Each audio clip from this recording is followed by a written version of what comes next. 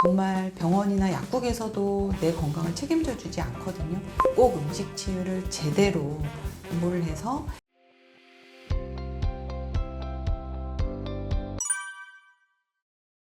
안녕하세요. 저는 이번에 푸드닥터 마스터 클래스를 공동 저자를 한 푸드닥터 황혜연 약사라고 하고요. 저는 현재 강남에서 음식치유 전문 상담 약국으로 이로운 약국을 운영을 하고 있고요. 한국 푸드닥터 협회에서 전임 교수로 음식치유 강의도 하고 있고, 최근에는 대한식당 코칭 지도사 협회를 만들어서요. 거기서 직접 코칭 프로그램을 통해서 환자들에게 음식으로 치유도 하고 상담도 하는 일을 하고 있는 푸드닥터 황혜연 약사입니다. 제가 이게 어쩌면 음식 치유 약사가 된 게 저에게는 숙명이자 운명이라고도 할 수 있을 것 같아요. 왜냐면 제가 약사가 된 해에 저희 어머니께서 암 진단을 받으셨어요. 어머니를 근데 그때 이미 말기에 가까운 암이셨기 때문에 항암이나 수술을 할 수 있는 처지가 못 되셨고, 제가 이제 어머니를 고치려고 약국에 있는 것들을 다 아무리 들여다봐도 어머니를 드릴 게 없었어요. 그러다 보니까 결국에는 음식이라든지 다양한 어떤 자연요법, 대체요법들을 찾아다니는 게 처음부터 제가 약대를 졸업하자마자 저에게는 어떤 그러한 진정한 치유의 방법을 찾는 게 저의 어떤 길이 정해져 버린 이유가 되었던 것 같고, 그 이후로 제 자신도 건강이 별로 좋지 않았어요. 그런데 약국에 있는 약이나 화학약으로는 제 몸을 건강하게 할 수 있는 방법을 찾을 수가 없었어요. 그래서 결국에는 음식이 답이라는 생각이 들면서 이 음식 치유에 빠져들 수밖에 없었던 것 같습니다. 약은 분명히 필요해요. 그런데 현대인들이 앓고 있는 질병에는 그렇지 않는 경우가 많습니다. 과거에는 사실 먹거리가 풍부하지 않았고 위생환경이 좋지 않았고, 또 그랬을 때 걸리는 질병은 감염 질병이라든지 정말 허약해서 올 수밖에 없는 어떤 그런 질병들, 이런 거에는 약이 필요한 경우가 많았어요. 그리고 여전히 지금도 필요한 약들은 있습니다. 잠깐의 고통을 잊게 해주는 진통제라든지 마취약이라든지 수술을 하기 위한 또 항생제라든지 이런 것들은 필요합니다. 그런데 지금 현대인들이 주로 앓고 있는 병은 음식이 원인인 경우가 많아요. 즉 생활병이라는 거죠. 아토피, 혈압, 당뇨, 고지혈, 암조차도 약으로 고치기에는 굉장히 원인이 음식에 있다 보니, 생활에 있다 보니, 환경에 있다 보니 약으로 고쳐지지가 않으니까 이런 영상, 또 많은 전문가들이 나와도 아마 답을 못 찾는 경우들이 많을 거예요. 저는 그래서 지금 원인이 약으로 고쳐질 수 없는 질병이 있기 때문에 음식이 약이 될 수 있고 음식이 해답이 될 수 있다라는 말씀을 드리고 싶습니다. 만성질환의 대표적인 걸 한번 예를 들자면, 약을 먹는 이유가 뭘까요? 그 약을 먹으면 고쳐서 그 약을 안 먹어야 되잖아요. 그런데 대부분의 지금 만성질환이라고 하는 가장 예를 들기 쉬운 혈압약을 생각을 한다면, 혈압약을 먹고 다음날 또 먹잖아요. 그렇다면 고쳐진 게 아니잖아요. 그거는 약으로 질병이 고친 게 아니라 오늘 하루를 살아가기 위해서 좀 더 편안한 상태를 만드는데, 그게 내 마음만 편안한 거지 실제로 내 몸이 편안해졌다고는 할 수가 없거든요. 왜냐하면 혈압을 올리려는 우리 몸에 이유가 있기 때문이에요. 그런데 이게 하루를 사는 게 또 중요한 의미인 사람도 있습니다. 그래서 무조건 약은 나쁘다라고 저는 말씀을 드리진 않고요. 하루를 살되 근본적으로 치유할 수 있는 내 몸의 조건을 만들어가는 노력을 안 하시면 안 된다는 거죠. 당뇨약이 있기 때문에 나는 이걸 믿고 당을 올리는 원인을 찾아내지도 않고 노력도 하지 않겠다, 이건 잘못됐다라는 거예요. 이 약은 지금 임시 방편으로 잠시 의지를 할 뿐이에요. 그러니까 다리가 다쳐서 기부스를 하고 목발을 짚지만 언젠가는 이거 없이 살려고 하는 노력은 반드시 해줘야 된다라는 거죠. 그런데 목발과 기부스가 필요 없다고 저는 주장하지는 않는 겁니다.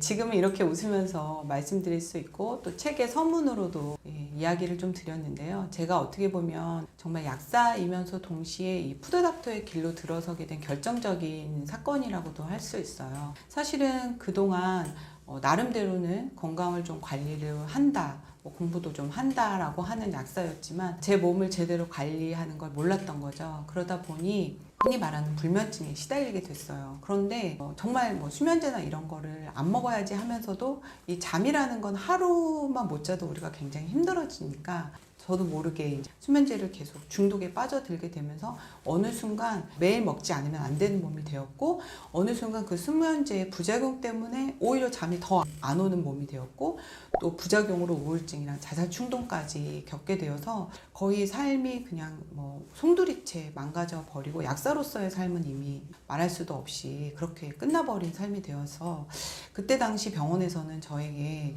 정신병원에 당장 입원을 해서 아주 독한 약물로 잠을 재우지 않으면 다른 방법은 없다, 이렇게 말을 들었어요. 그리고 나서 저는 바로 그 결정을 할 수가 없었고, 저에게는 그때 아이들이 있었기 때문에 다른 방법을 찾아야만 했고, 이 더 무서운 약물로 제 자신을 또 다시 망가뜨리고 싶진 않았어요. 이미 충분히 망가져 있었기 때문에. 그래서 이러한 어떤 정신과 약물을 완벽하게 끊는 노력을 정말 처절하게 찾아가는 그 싸움과 같은 시간이 있었거든요. 그 2년 반에서 거의 3년 가까운 시간 동안에 다시 이제 이런 약물을 완벽히 끊는 방법을 알게 되었는데, 그때 당시 여러 가지 방법들을 찾아내면서 혼자 해보다가 우연히 이제 한 박사님의 푸드닥터라는 책을 읽게 됐고, 그걸 읽자마자 바로 박사님을 찾아가게 됐어요. 그래서 그 2년으로 어떻게 보면 제 인생이 이렇게 바뀌었고, 저는 그 고난이 오히려 저에게는 저를 이렇게 성장시키고 이 길로 제대로 들어설 수 있게 한 오히려 좋은 계기였다라고 지금 말씀드리고, 저의 경험을 통해서 저처럼 정말 답이 없고 힘든, 지금도 아마 정신과 약물의 부작용으로 굉장히 고통받는 분들이 많고, 그래도 그걸 알면서도 못 끊는 분들이 많아요. 다른 약물에 비해서 정말 더 끊기가 어렵거든요. 근데 그런 분들한테 많은 도움을 저의 경험을 통해서 드리고 있는, 어떻게 보면 행복한 삶을 살고 있습니다. 그 당시에 처음에는 제가 이제 제 나름대로의 방법, 또 여러 약사 선배 선생님들의 방법으로 차츰차츰 어느 정도는 건강이 회복되어 가고 있는 상황이었는데, 한 10% 정도는 해결이 안 되고 있었어요. 근데 그게 이제 어떤 만성 무기력이라든지 우울감 이런 것들이 굉장히 해소가 안 되고 있는 상황이었는데, 한 박사님의 이제 푸드닥터 강의를 들으면서 마음도 정말 굉장히 많이 치유가 되었고요. 거기에 있는 음식들을 하나둘씩 해 먹으면서 그 나머지 10%가 완벽하게 해결이 됐어요. 근데 그 10%가 사실은 저에겐 굉장히 중요했었던 거죠. 사람들은 뭐 90%, 90점 정도면 괜찮은 거 아니야? 라고 말씀은 하지만, 그게 저를 계속 삶의 낭떠러지로 떨어뜨리고 기분을 계속 우울한 감정을 만드는 게 저는 굉장히 힘들었던 상황이었거든요. 어느 한두 가지의 레시피로 좋아졌다고 하기는 어렵고요. 한 박사님 강의와 철학, 또 그 음식에 대한 어떤 다양한 어떤 견해, 이런 것들 전체가, 푸드닥터 강의 전체가 저의 삶을 바꿨다라고 말씀을 드리고 싶습니다.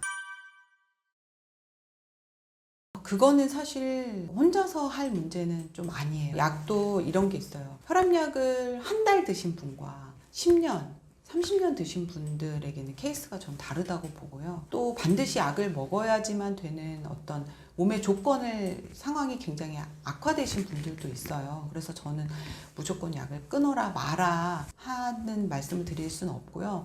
또 하나는 반드시 끊어야 되는 약이 있고, 또 괜히 안 먹어도 되는 약을 먹고 있는 상황인 경우도 있어요.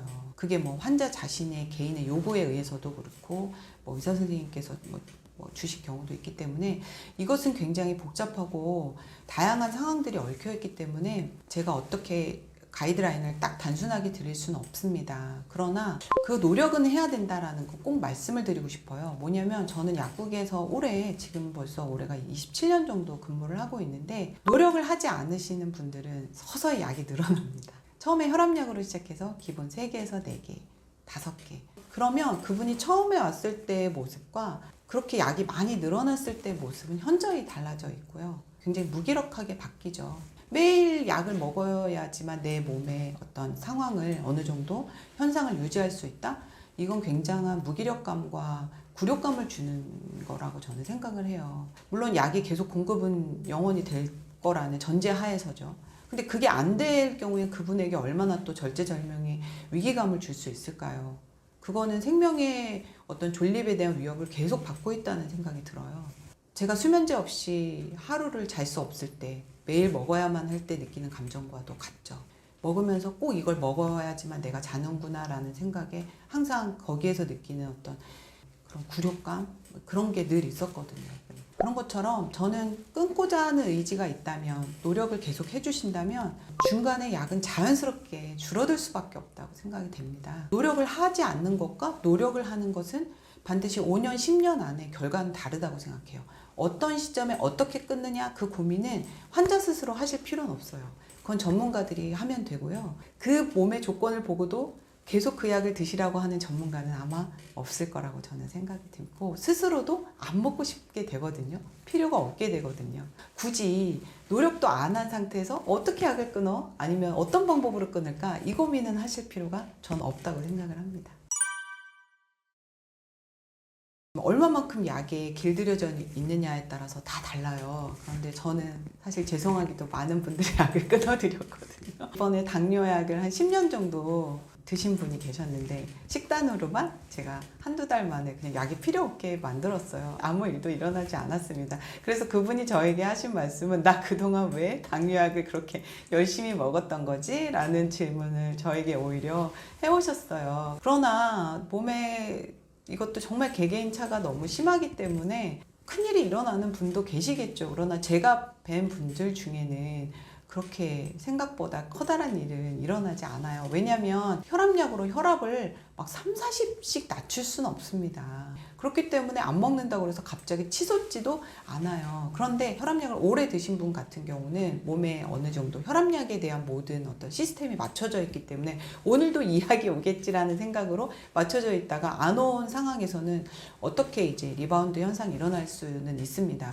그 예외적인 경우 말고는 사실은 제 경험상으로는 아직까지는, 그리고 제가 좀 안전하게 안전장치를 하면서 끊게 만들기 때문에서인지 모르겠지만 제 경험치에선 큰일은 일어난 분은 아직까지는 없었어요. 그런데 수면제 같은 경우는 하루아침에는 못 끊습니다. 잠을 하나도 못 자기 때문에. 그래서 그런 분들은 단계적으로 끊는 작업을 해야 되는데 스스로 그게 가능한 분들도 계셔요. 그래서 제가 가이드를 이렇게 계속 이걸 드시면 안 돼요 라고 말을 하면 본인들이 드시면서 요건 먹었을 때는 너무, 왜 잠을 자도 왜 기절처럼 너무 힘들게 잠을 자는 수면제가 있고 좀 부드러운 마일드한 그런 것들이 있어서 알아서 조절을 하시는 분들도 있고 저한테 또 따로 질문을 해오시는 분들도 있습니다. 그래서 그거는 개인차고, 저는 이 말씀을 좀 드리고 싶어요. 치유를 하기 전에 내 몸과의 대화에 집중을 해보라는 말씀. 영상은 너무 넘치고 넘치고요. 정보도 너무 넘치고 넘칩니다. 그런데 그 정보를 받아들이기 전에 내 몸의 소리에 귀를 먼저 기울여 보세요. 정말 약을 먹었을 때의 반응, 이런 것도 한 번쯤 보시고요. 이런 분들이 계세요. 먹었는데 힘들어. 근데도 의사가 주니까 먹고 계세요. 그런 경우들도 참 많거든요. 제 의사 선생님 죄송합니다만.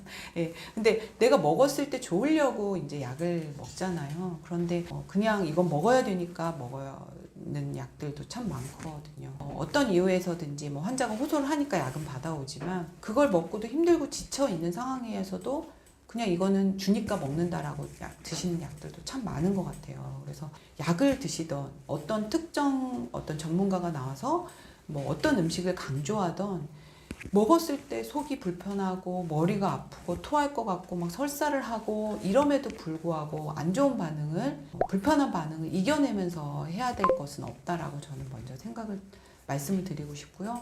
내 몸의 소리, 피곤함이라든지 잠이 안 온다든지 뭐 불편하다든지 뭐 어디가 아프다든지 이런 것들과 끊임없이 뭔가 잘 들여다보는, 피부가 어떻게 변하는지 이런 것들을 계속 좀 들여다보는 습관을 좀 가졌으면 좋겠다라는 말씀을 좀 드리고 싶습니다. 그냥 약을 먹으면 난 괜찮겠지 라고 생각을 하면서 내 몸에 일어나는 반응에 대해서는 관심을 갖지 않으시는 건 저는 좋지 않다고 봅니다. 제가 이제 죽염을 좀 강조하다 보니까 죽염을 물에 타서 마시는 죽염수를 많이 말씀을 드려요. 내 몸의 소리를 듣는다는 표현을 먹어서 무조건 좋은 것만 좋은 거냐? 또 그건 아니거든요.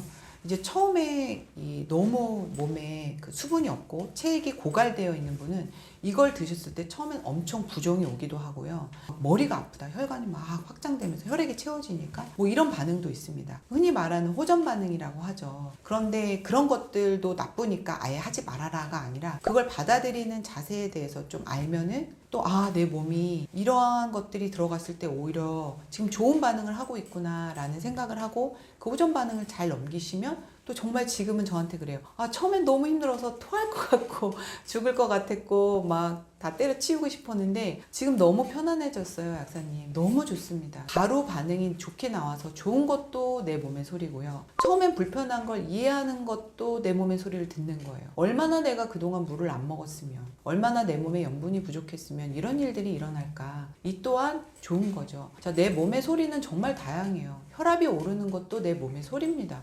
왜 혈압이 올랐을까? 빨리 가서 약 먹어야지가 아니라 왜 올랐을까? 얼마나 순환이 어려우면 심장이 펌프질을 이렇게 힘들게 할까? 그 순환이 어렵게 하는 나의 나쁜 습관이 무엇이었을까? 첫째, 정말 운동을 안 했겠죠. 안 걸었겠죠? 전혀. 또 하나는 물을 정말 안 마셨겠죠. 물을 정말 빼는 습관을 많이 했겠죠. 이런 것들을 되돌아보는 게 먼저지, 아주 크리티컬한 경우 빼놓고는 무조건 병원으로 달려가야 될 이유가 없는 케이스들도 참 많고, 이것만 잘해도 원래대로 회복을 할 수 있는 질환이나 증상들이 참 많다는 거예요. 이 내 몸의 어떤 반응들을 무조건 부정적인 시각으로 볼 게 아니라 내 몸에서 하는 행동은 다 나를 살리려고 노력을 하고 있는 거고, 내가 잘못한 건 내 몸이 잘못한 게 아니라 내가 내 몸한테 잘못한 것밖에 없다라고 한 번쯤 생각해 보시면 좋을 것 같다, 이런 말씀 드리고 싶습니다.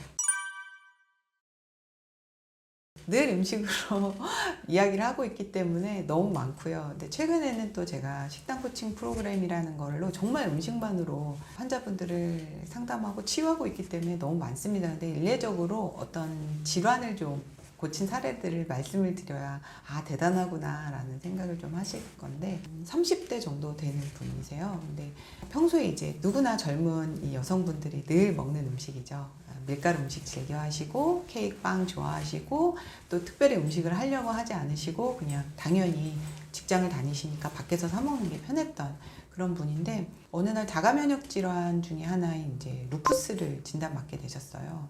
청청병력과도 같은 굉장히 좀 병원에서도 난치병이라고 하고, 또 아마 루푸스에 대해서 아시는 분들은 굉장히 공포스러운 질병 중에 하나입니다. 그분은 다행히 발현은 되지 않으셨어요. 근데 좀 두려움으로 자리 잡고 병원에 가면 이제 그 항체 수치가 늘 있었기 때문에 삶의 질을 떨어뜨리는 상황이었는데, 이분이 또 거기에서 병원에서 준 약은 면역 억제제라고 하는 스테로이드 제제를 꾸준히 먹고 있었어요. 그래서 이것 때문에 오히려 이제 여러 가지 부작용이 위험에 노출되어 있었고 실제로 부작용도 겪고 있는 상황이었습니다. 근데 이분을 제가 잘못된 식단을 교정해드리고, 저희 책에 보면 과채 환원 스프라는 스프가 있습니다. 그래서 그것을 드시게 하고, 또 제가 굉장히 중요하게 여기는 채소밥, 뭐 현미가 좋냐 쌀밥이 좋냐 뭐 이런 말, 잡곡밥이 좋냐 이런 말을 많이 하는데, 요즘 현대인들은 사실은 잡곡밥도 현미밥도 먹어내지 못하는 분들이 많아요. 안전하게 밥을 먹는 방법은 바로 이 채소밥을 해서 드시는 거예요. 그리고 저희 반찬하기 너무 힘들잖아요. 그래서 한 번에 원하는 채소를 밥과 함께 드시면 건강식을 하는 데 필요한 에너지와 노동력을 줄일 수가 있습니다. 그래서 그렇게 채소밥을 드시게 해서 채소도 충분히, 또 건강한 어떤 탄수화물의 재료인 밥도 드시게 했어요. 그 대신 첨가물이나 가공식품, 또 화학 물질 덩어리인 어떤 그런 음식은 끊게 만들었죠. 그리고 나서 불과 1년도 안 돼서 그토록 완치가 안 됐던 자가면역 질환에서 완벽하게 해방이 되고요. 지금은 너무너무 건강해지시고 너무 예뻐지셨습니다. 그래서 굉장히 보람이 있던 사례였고요. 또 한 분은 구아나사라고 혹시 들어보셨나요? 이분은 그 3대 대사질환, 혈압, 당뇨, 고지혈증이 다 있었고요. 이제 너무 혈액순환이 안 되다 보니까 이제 약한 풍처럼 오는 구아나사가 왔어요. 그래서 50대 여자분인데 얼굴 한쪽이 일그러지다 보니까 표정도 부자연스럽고 하다 보니까, 그때는 이제 이게 큰일 났구나. 근데 이러한 3대 질환이 있음에도 불구하고 먹거리를 전혀 교정할 마음이 없으셨습니다. 그래서 그냥 병원에 주는 약만 먹고 그렇게 사셨던 분이죠. 물도 진짜 안 드셨고, 기호식품, 술이라든지 이런 것도 굉장히 매일 드셨던 분이고, 먹는 거는 그냥 정말 간단하고 간소하게 굉장히 일을 많이 하셨던 분이라 그냥 편의점에서 이렇게 대충 사서 드시고, 약으로 그냥 됐지, 내가 음식으로 노력할 게 뭐가 있어 라고 아마도 생각하셨던 것 같아요. 그랬는데 막상 이제 이러한 어떤 치명적인 질환이 오고 나니까, 외모에 어떤 변화를 주고 나니까 큰일이 났다고 생각을 하신 거예요. 그래서 그때 제가 와서 정말 흔히 말하는 건강기능식품을 전혀 거의 쓰지 않고 오로지 죽염물 마시기를 하도록 만들었고요. 물을 정말 많이 많이 드시도록 했고, 걷기를 또 하시게 했고, 식단으로만 제가 이분을 9kg 감량을 시켰고요. 대사질환 당연히 좋아졌겠죠. 혈압 당연히 좋아졌겠죠. 그와 나서는 한두 달 안에 해결이 돼서 이분이 100일 동안 저한테 코칭 프로그램을 받고 나서 너무너무 밝아지셨어요. 질환으로부터 뭐 해방된 건 말할 것도 없고요. 성격까지 밝아지셔서 저한테 진짜 너무 감사하다고 했던 그분이 참 기억이 남습니다. 그리고 또 한 분은 갑상선이 이제 질환이 와서 암 수술을 하셨어요. 지금은 이제 40대 후반 정도 되셨는데 이분도 정말 생각이 많이 나는데 그 수술 이후에 이제 갑자기 그 외부에서 직장 생활도 하시고 어느 정도는 생활이 가능했던 분인데 갑자기 환자가 되신 거예요. 갑상선이라는 그 기관 자체가 우리 몸 전체의 어떤 신진대사를 관장하고 있는 부분이다 보니까 우울증, 수면장애, 위장 증상, 또 비만, 혈압이 또 치솟기 시작했죠. 근데 이분이 어떤 생활적으로는 어떻게 해야 될지 잘 몰라서 굉장히 막 어리둥절해 하셨어요. 왜냐면 그 전에는 그래도 어느 정도 바깥 생활도 하시고 또 가정도 잘 영위하셨던 분이셨는데 그래서 직장은 바로 그만두셨고 이제 누워만 있는 상황. 시장만 보러 와도 그냥 하루 종일 누워 있는 분이 된 거예요. 근데 이분을 제가 이제 식단으로 죄송한데 그냥 20대를 만들어 드렸습니다. 그래서 제가 말씀드린 모든 증상들에서 완벽하게 해결됐고요.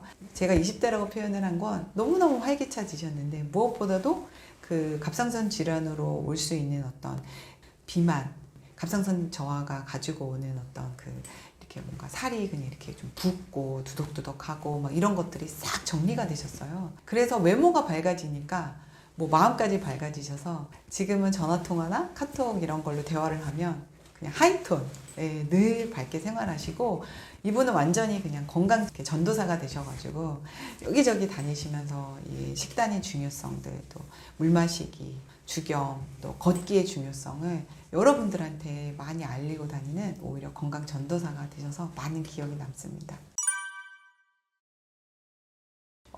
사실은 이제 지금은 제가 많이 알려져서 이미 이걸 하려고 오시는 분들이 좀 많고요. 그렇지 않은 케이스 같은 경우는 의아해 하십니다.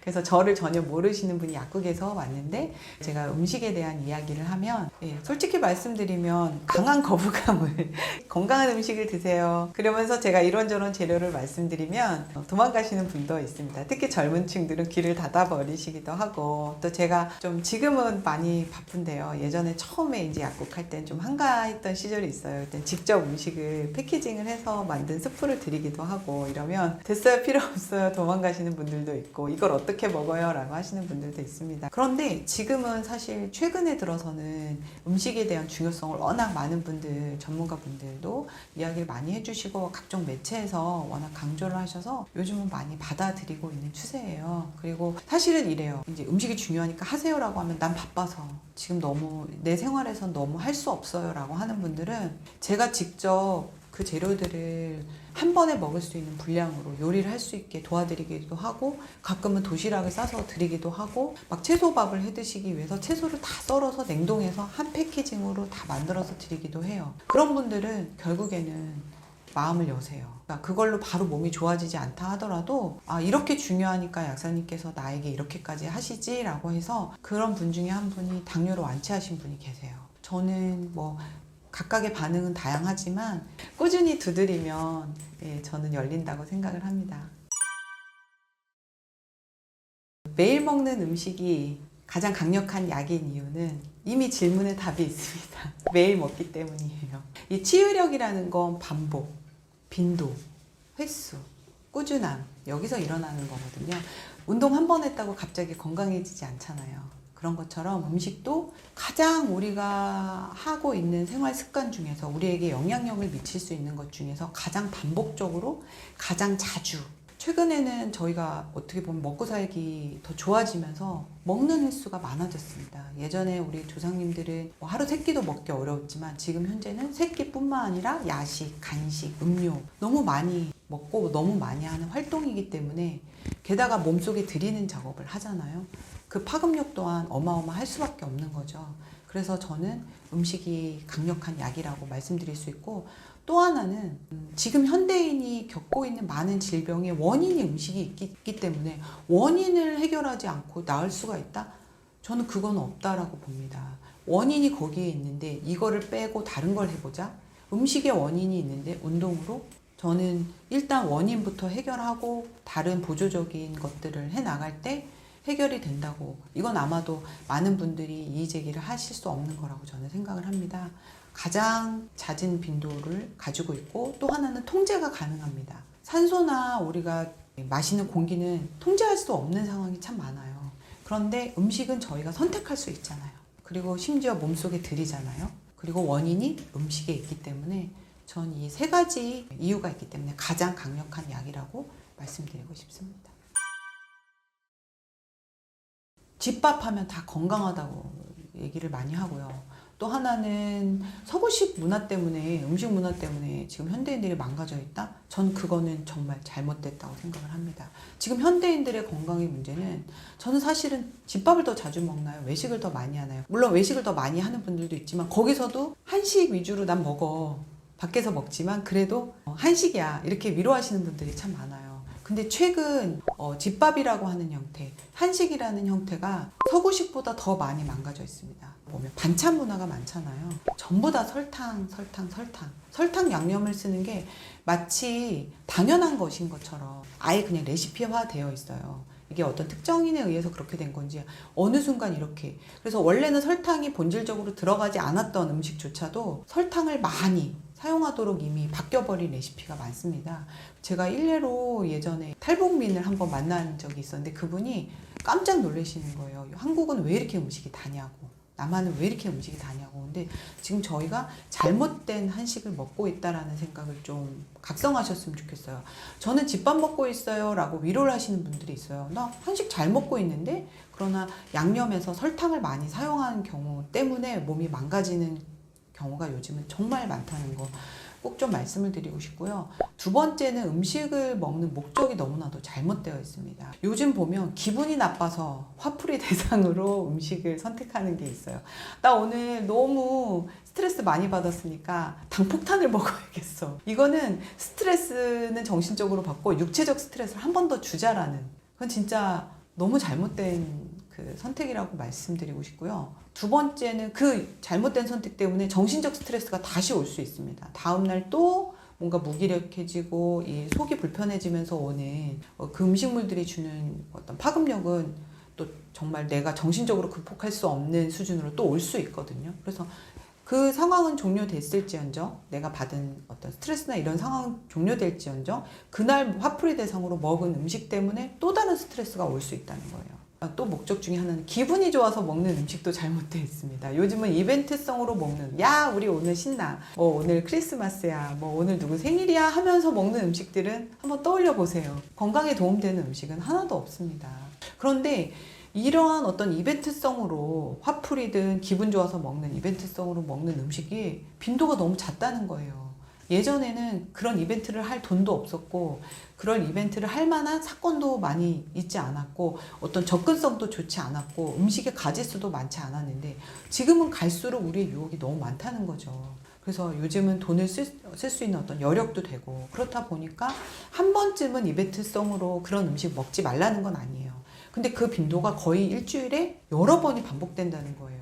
그래서 저는 음식을 드시는 목적이 이런 데 있어서는 안 된다. 다른 행위를 하실 수도 있는데 음식까지 여기에 포함이 돼서 이벤트성으로 이런 음식을 드시는 게 좀 잘못되어 있다는 걸 지적을 하고 싶고요. 또 세 번째는 음식과 건강, 내 몸의 연관성 자체를 모르시는 건지 아니면 아예 무시를 하시는 건지 알려고 하지 않고 회피를 하시는 건지를 잘 모르겠습니다. 뭐냐면 진짜 설사나 위장 증상임에도 불구하고 내가 먹은 음식의 연관성을 부인하시는 분들이 있어요. 위장 증상만큼은 인정을 하셔야 되잖아요. 근데 저희 약국에 오신 분 중에 갑자기 속이 쓰려요. 그럼 저는 꼭 말씀드리거든요. 뭐 드셨어요? 근데 커피를 들고 오세요, 아예. 그래서 이런 음식에 바로 상관관계가 있어요. 어저께 뭐 드셨어요? 라고 전 꼭 여쭤보거든요. 근데 의외로 위장 증상 말고도 많은 우리가 앓고 있는 만성 질환은 다 음식에 뿌리를 두고 있는 경우가 많습니다. 그래서 이것을 진짜 당뇨 환자분들도 조차도 음식과 상관없이 당뇨약만 드시는 경우가 너무 많잖아요. 그래서 이것에 대한 어떤 공부가 꼭 필요하다고 저는 생각을 하고요. 이거를 귀 닫고 눈 닫고 우리가 안 본다고 해서 이 일이 일어나지 않는 건 아니거든요. 꼭 인정하시고 뭔가 몸에 불편한 증상이 생길 때 제일 먼저 해야 되는 것은 내가 어제 뭘 했지, 뭘 먹었지, 또 어제 잠을 잘 잤는지, 물을 잘 마셨는지 이런 걸 꼭 체크를 좀 연관성을 꼭 체크를 하시는 습관을 가지셨으면 하는 바람이 있습니다. 적군과 아군이라는 표현을 좀 쓰고 싶은데요. 우리 몸을 도와주는 건 아군이고 우리 몸을 망치는 건 적군이라는 표현을 쓰고 싶어요. 계속 적군만 망치는 음식만 먹으면 내 몸이 원래 이렇지라고 생각을 하고요. 완벽히 나쁜 음식을 제거하고 좋은 음식을 한번 드셔봤을 때 내 몸이 이렇지 않다는 걸 정확하게 구분할 수가 있거든요. 그래서 제가 사실은 식단 코칭 프로그램을 하면서 알게 된 거예요. 음식 치유를 강의를 하면서 알게 된 거예요. 어떤 분이 제가 며칠 전에 쿠킹 클래스를 했거든요. 하고 나서 저희에게 보내주신 후기가 뭐였냐면 제가 그동안 먹은 음식은 쓰레기였어요. 이렇게까지, 그것도 80세 되신 어머니께서 해주신 말씀이세요. 젊은 분도 아니고. 그래서 좋은 음식을 먹는 교육과 그 음식의 가치를 경험해보지 않고서는 뭐 어떻게 좋은 음식이 뭔지를 알아야 계속 먹고 나쁜 음식이 어떻게 나빴는지를 제대로 경험해보지 않으면 알 수가 없다는 거죠.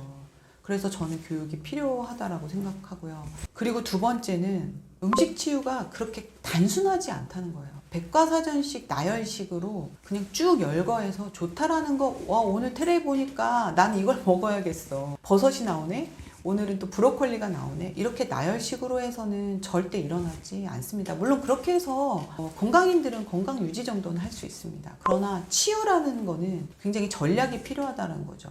저희 푸드닥터 이론은 첫 번째로는 우리 몸에 어떤 기전으로 인해서 질병이 일어나는지를 먼저 바라보는 그 어떤 질병을 쳐다보는 것부터 배우기 시작을 해요. 그래서 우리는 흔히 말하면 골다공증이 왔다. 그러면 칼슘만 먹으면 된다고 생각하잖아요. 그래서 우유를 열심히 드시는 분이 있습니다. 그런데 그거보다 더 중요한 건 우리 몸이 산성화가 되면 오히려 뼈에서 칼슘을 빼내기 때문에 우유를 먹으면서 오히려 골다공증이 유발할 수 있다는 건 보지 않거든요. 그리고 갱년기 여성분이 골다공증이 오는 건 칼슘을 안 먹어서 보다는 갱년기라는 임자가 더 크다는 거예요. 즉 여성 호르몬이 부족해지면서 오는 거거든요. 그렇게 질병 기전을 제대로 배우고 또 거기에 맞춤 처방을 제대로 해보지 않고 그냥 열거식으로 뭐에는 뭐가 좋대, 뭐에는 뭐가 좋대 라고 열거식으로 해서는 치유라는 것은 일어나기가 굉장히 어렵기 때문에 음식 공부를 마치 수학이나 영어처럼 제대로 각 잡고 한 번쯤은 꼭 공부를 해보시는 게 정말 필요하고요. 제가 그렇게 공부를 시켰던 많은 분들은 공부가 완벽하진 않지만 어느 정도는 스스로 케어하는 방법을 깨달으셔서요. 오히려 그전에는 늘 이런저런 질병에 시달리던 비건강인에서 스스로 건강을, 셀프 건강을 이뤄나갈 수 있는 건강인으로, 물론 영원히 병으로부터 해방은 아니지만 무슨 일이 생겼을 때 스스로 자구책을 찾아 나갈 수 있는 어떤 해결책을 알게 되는 사람으로 바뀌는 거예요. 그래서 저는 학습을 한 분과 제대로 공부를 하지 않은 분은 반드시 차이가 있다고 생각을 합니다. 첫 번째로는 음식만 공부해서는 안 돼요. 우리 몸을 먼저 생리학적인 부분을 공부를 해야 되고요. 대표적인 병리학적인 부분도 어느 정도 공부를 해야 됩니다. 이 두 가지가 일단은 제대로 알고 있어야 되고요. 그 다음에 이제 해결책으로 음식을 먹어야 되는데 음식도 단순히 그냥 열거식으로 뼈에 좋은 거 몇 가지, 혈관에 좋은 거 몇 가지 이렇게 열거식으로는 절대 치유가 일어나지 않고요. 어떤 음식의 유효 성분을 극대화하는 방법도 배워야 되고요. 그리고 음식과 어떤 음식이 합쳐졌을 때 좀 더 시너지가 나는지, 그래야 음식이 약이 될 수 있잖아요. 그래서 저희 푸드닥터는 음식이 약이 되는 어떤 학문이라고 생각하시면 좋을 것 같아요. 근데 그런 약이 되는 거엔 여러 가지 요건이 필요하다는 거죠. 첫째, 조리법에서도 중요하고 또 한 가지는 어떤 음식과의 조합이 그 약이 될 수 있는가. 반드시 거기에는 어떤 발효가 필요한다든지 발효 미생물이 필요하다든지 땅의 기운과 태양의 기운 또 바다의 기운 이런 것들이 같이 합쳐졌을 때 온전한 어떤 약으로서의 기능을 한다든지 설포라판이 풍부한 브로콜리 같은 경우는 데쳤을 때 오히려 중요한 부분을 잃는다든지 이런 것들을 고려하지 않고 그냥 재료만 바라보고 조리를 해서 먹는다? 조리법은 뭐 내 마음대로 볶아 먹든 뭐 지져 먹든 이건 상관없다. 이건 아니라고 봅니다. 그래서 조리법까지 먹는 방법까지 완벽하게 하나의 어떤 시스템화 돼서 전략적으로 드셨을 때 음식이 약의 효능을 발휘합니다. 그런데 이게 너무 중요해요. 왜냐하면 먹었을 때 어느 정도 효과를 발휘해야지만 우리가 꾸준함이라는 걸 할 수가 있거든요. 그런데 내 맘대로 내 식대로 해서 그다지 몸의 반응을 못 느꼈어. 한 가지라도 좋은 반응이 있으면 우리는 반드시 반복합니다. 그리고 또 그 습관을 유지할 수 있는데 한 가지도 내 몸에 좋은 반응을 못 느껴요. 절대로 그 습관을 유지할 수 있는 사람은 별로 없다고 생각을 하는데, 그래서 전략적인 기술로 잘 만들어진, 잘 짜여진 하나의 레시피를 만들어서 꾸준히 반복할 때 치유가 일어나기 때문에 저는 음식 공부는 반드시 필요하다고 생각이 합니다. 저는 그 여러 가지 원인이 대부분 다 있는데 한 3가지 정도로 말씀을 드리고 싶어요. 첫 번째는 정말 그야말로 혈당이 많아서, 혈당을 많이 드셔서, 그러나 하루아침에 혈당을 많이 먹는다고 바로 당뇨병이 오진 않잖아요. 근데 반복적으로 꾸준히 탄수화물 위주의 식단으로 인슐린 저항성이라는 게 생겨서 온 당뇨병이 많다고 일단은 보죠. 혹시 인슐린 저항성은 많이 전문가들이 말씀을 해주셔서 아마도 알고 계실 텐데요. 결국에는 혈당이라는 거를 잘 조절하고 소모를 해주는 어떤 중간 매개체 역할을 해주는 게 인슐린인데, 혈당을 계속 이제 많이 먹게 되니까 인슐린도 어느 순간에는 너무 많이 분비가 되면서 우리 몸에서는 사실 과요불급이라는 속담 들어보셨죠? 너무 많으면 그냥 마음을 닫아버리거든요. 잔소리 같은 거예요. 좋은 얘기도 너무 많으면 그냥 귀를 닫아버리는 것처럼 당이라는 거는 사실 우리 몸의 필수, 생명의 필수 물질인데 이게 너무 많이 들어오니까 귀 닫고 눈 닫고를 해버리겠다는 거죠. 그래서 인슐린 저항성이 오게 된 원인을 일단 해결을 해야 되는 게 이제 그게 원인이 있다라는 거. 이제 두 번째로는 근육이 사라지는 거예요. 제가 요즘 이제 그 식단 코칭 프로그램을 하면서 느끼는 건 마른 몸은 다들 원하세요. 그래서 체중에 굉장히 욕심을 부리시는데 실질적으로 근육을 살리는 일은 하지 않습니다. 아주 특수한 케이스를 빼놓고는요. 특히 여자분들은 근육에 목숨 걸지 않아요. 네, 몸무게만 보세요. 그런데 체성분에서 근육이 빠져나가면, 즉 혈당을 소비하는 소비처가 사라지는 거죠. 그래서 그렇게 많이 먹지 않아도 그냥 소비가 잘 안 되는 그런 몸이 돼도 당뇨가 오는 것 같아요. 그래서 저는 제가 보면 진짜 딱 봤을 때 그렇게 비만하지 않으세요. 심지어 마르기까지 하셨어요. 근데 그런데도 당뇨가 있으신 분들을 보면은 이분은 소비하는 게 잘못됐다. 너무 그냥 마르기만 하신 거죠. 그래서 그런 분은 소비처가 없기 때문에 조금만 이제 식사를 잘못하셔도 소비가 안 되니까 어떤 불합리한 방법으로 당을 끄집어내서라도 어떤 안정적인 혈당을 수치를 이렇게 유지하려는 어떤 자구책으로 당뇨를 사용하고 있는 거죠. 당뇨라는 방법을. 그리고 세 번째는 이제 대부분의 당뇨가 오는 그 시점을 보면 심각한 어떤 정신적인 문제나 스트레스 상황인 경우분들이 많아요. 당뇨는 어떻게 보면 혈당의 수입과 지출이 제대로 맞지 않아서 조절하다 안 돼서, 우리는 다 조절 키가 있거든요. 원래는 다 정말 저절로 조절을 하는 키가 있어요. 그래서 여기 계신 분들 누구나 갑자기 설탕을 한 컵을 먹는다고 해도 바로 당뇨병이 되지 않아요.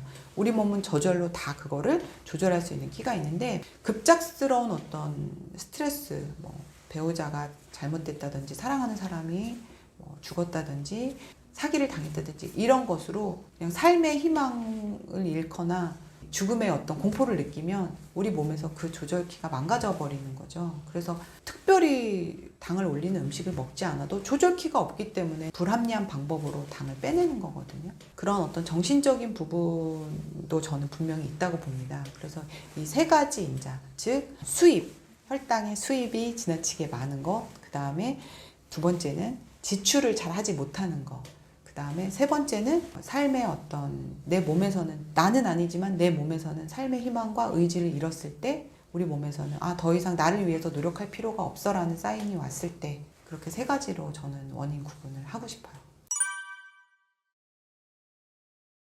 제가 정말 요즘 많이 만나보면, 저도 마찬가지고 많은 분들을 만났을 때 일단은 많은 분들이 이제 서구화된 음식 이런 것 때문에 우리 몸이 당뇨가 왔다라고 생각을 하는데 저는 그렇지 않다고 보거든요. 그냥 단순하게 설탕과 밀가루, 정제 탄수화물로 우리 몸이 망가진 거예요. 그래서 거기에선 한식도 배제될 수가 없다라는 거죠. 그래서 어떤 음식이냐, 뭐 서구식이냐, 한식이냐로 구분할 게 아니라 설탕과 전제 탄수화물이 있느냐, 이것부터 좀 바라봐 주시는 게 좋습니다. 정말 서구식을 한 번도 드시지 않았던 농촌이나 시골에 계신 어머님들도 당뇨가 있거든요. 왜냐하면 모여서 옥수수 먹고 감자 먹고 또 뒤돌아서면 전부 쳐서 드시고 매일 국수 드시고 또 빨리 드시고 탄수화물 위주의 식단만 계속 반복을 하세요.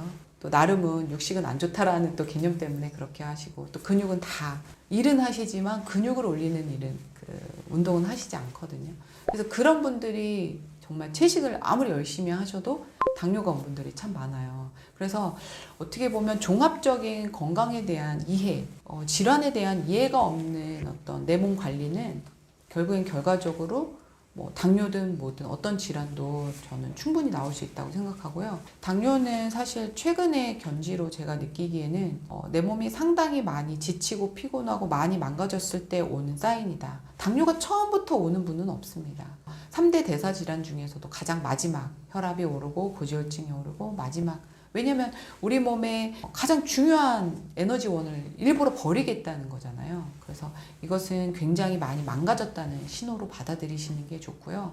암의 전 단계로까지 표현을 많이 하시는데 그 정도로 위협성을 가지고 근육을 살린다든지 그다음에 탄수화물 위주의 반복적인 어떤 누적된 습관 때문에 왔기 때문에 당분간만이라도 이 부분을 좀 배제하고 치료라고 생각하시고 단백질과 건강한 지방으로 채우는 또 그리고 복합 탄수화물을 드시는 이러한 노력들을 하지 않으면 고치기가 어렵다고 저는 생각을 합니다. 저는 최근에 체성분을 가지고 식단 코칭을 많이 하고 있는데 근육의 중요성을 굉장히 많이 말씀드리고 있어요. 그리고 저도 최근에 이걸 하면서 제 자신도 근육량이 거의 한 5kg 정도 증량을 시켰거든요.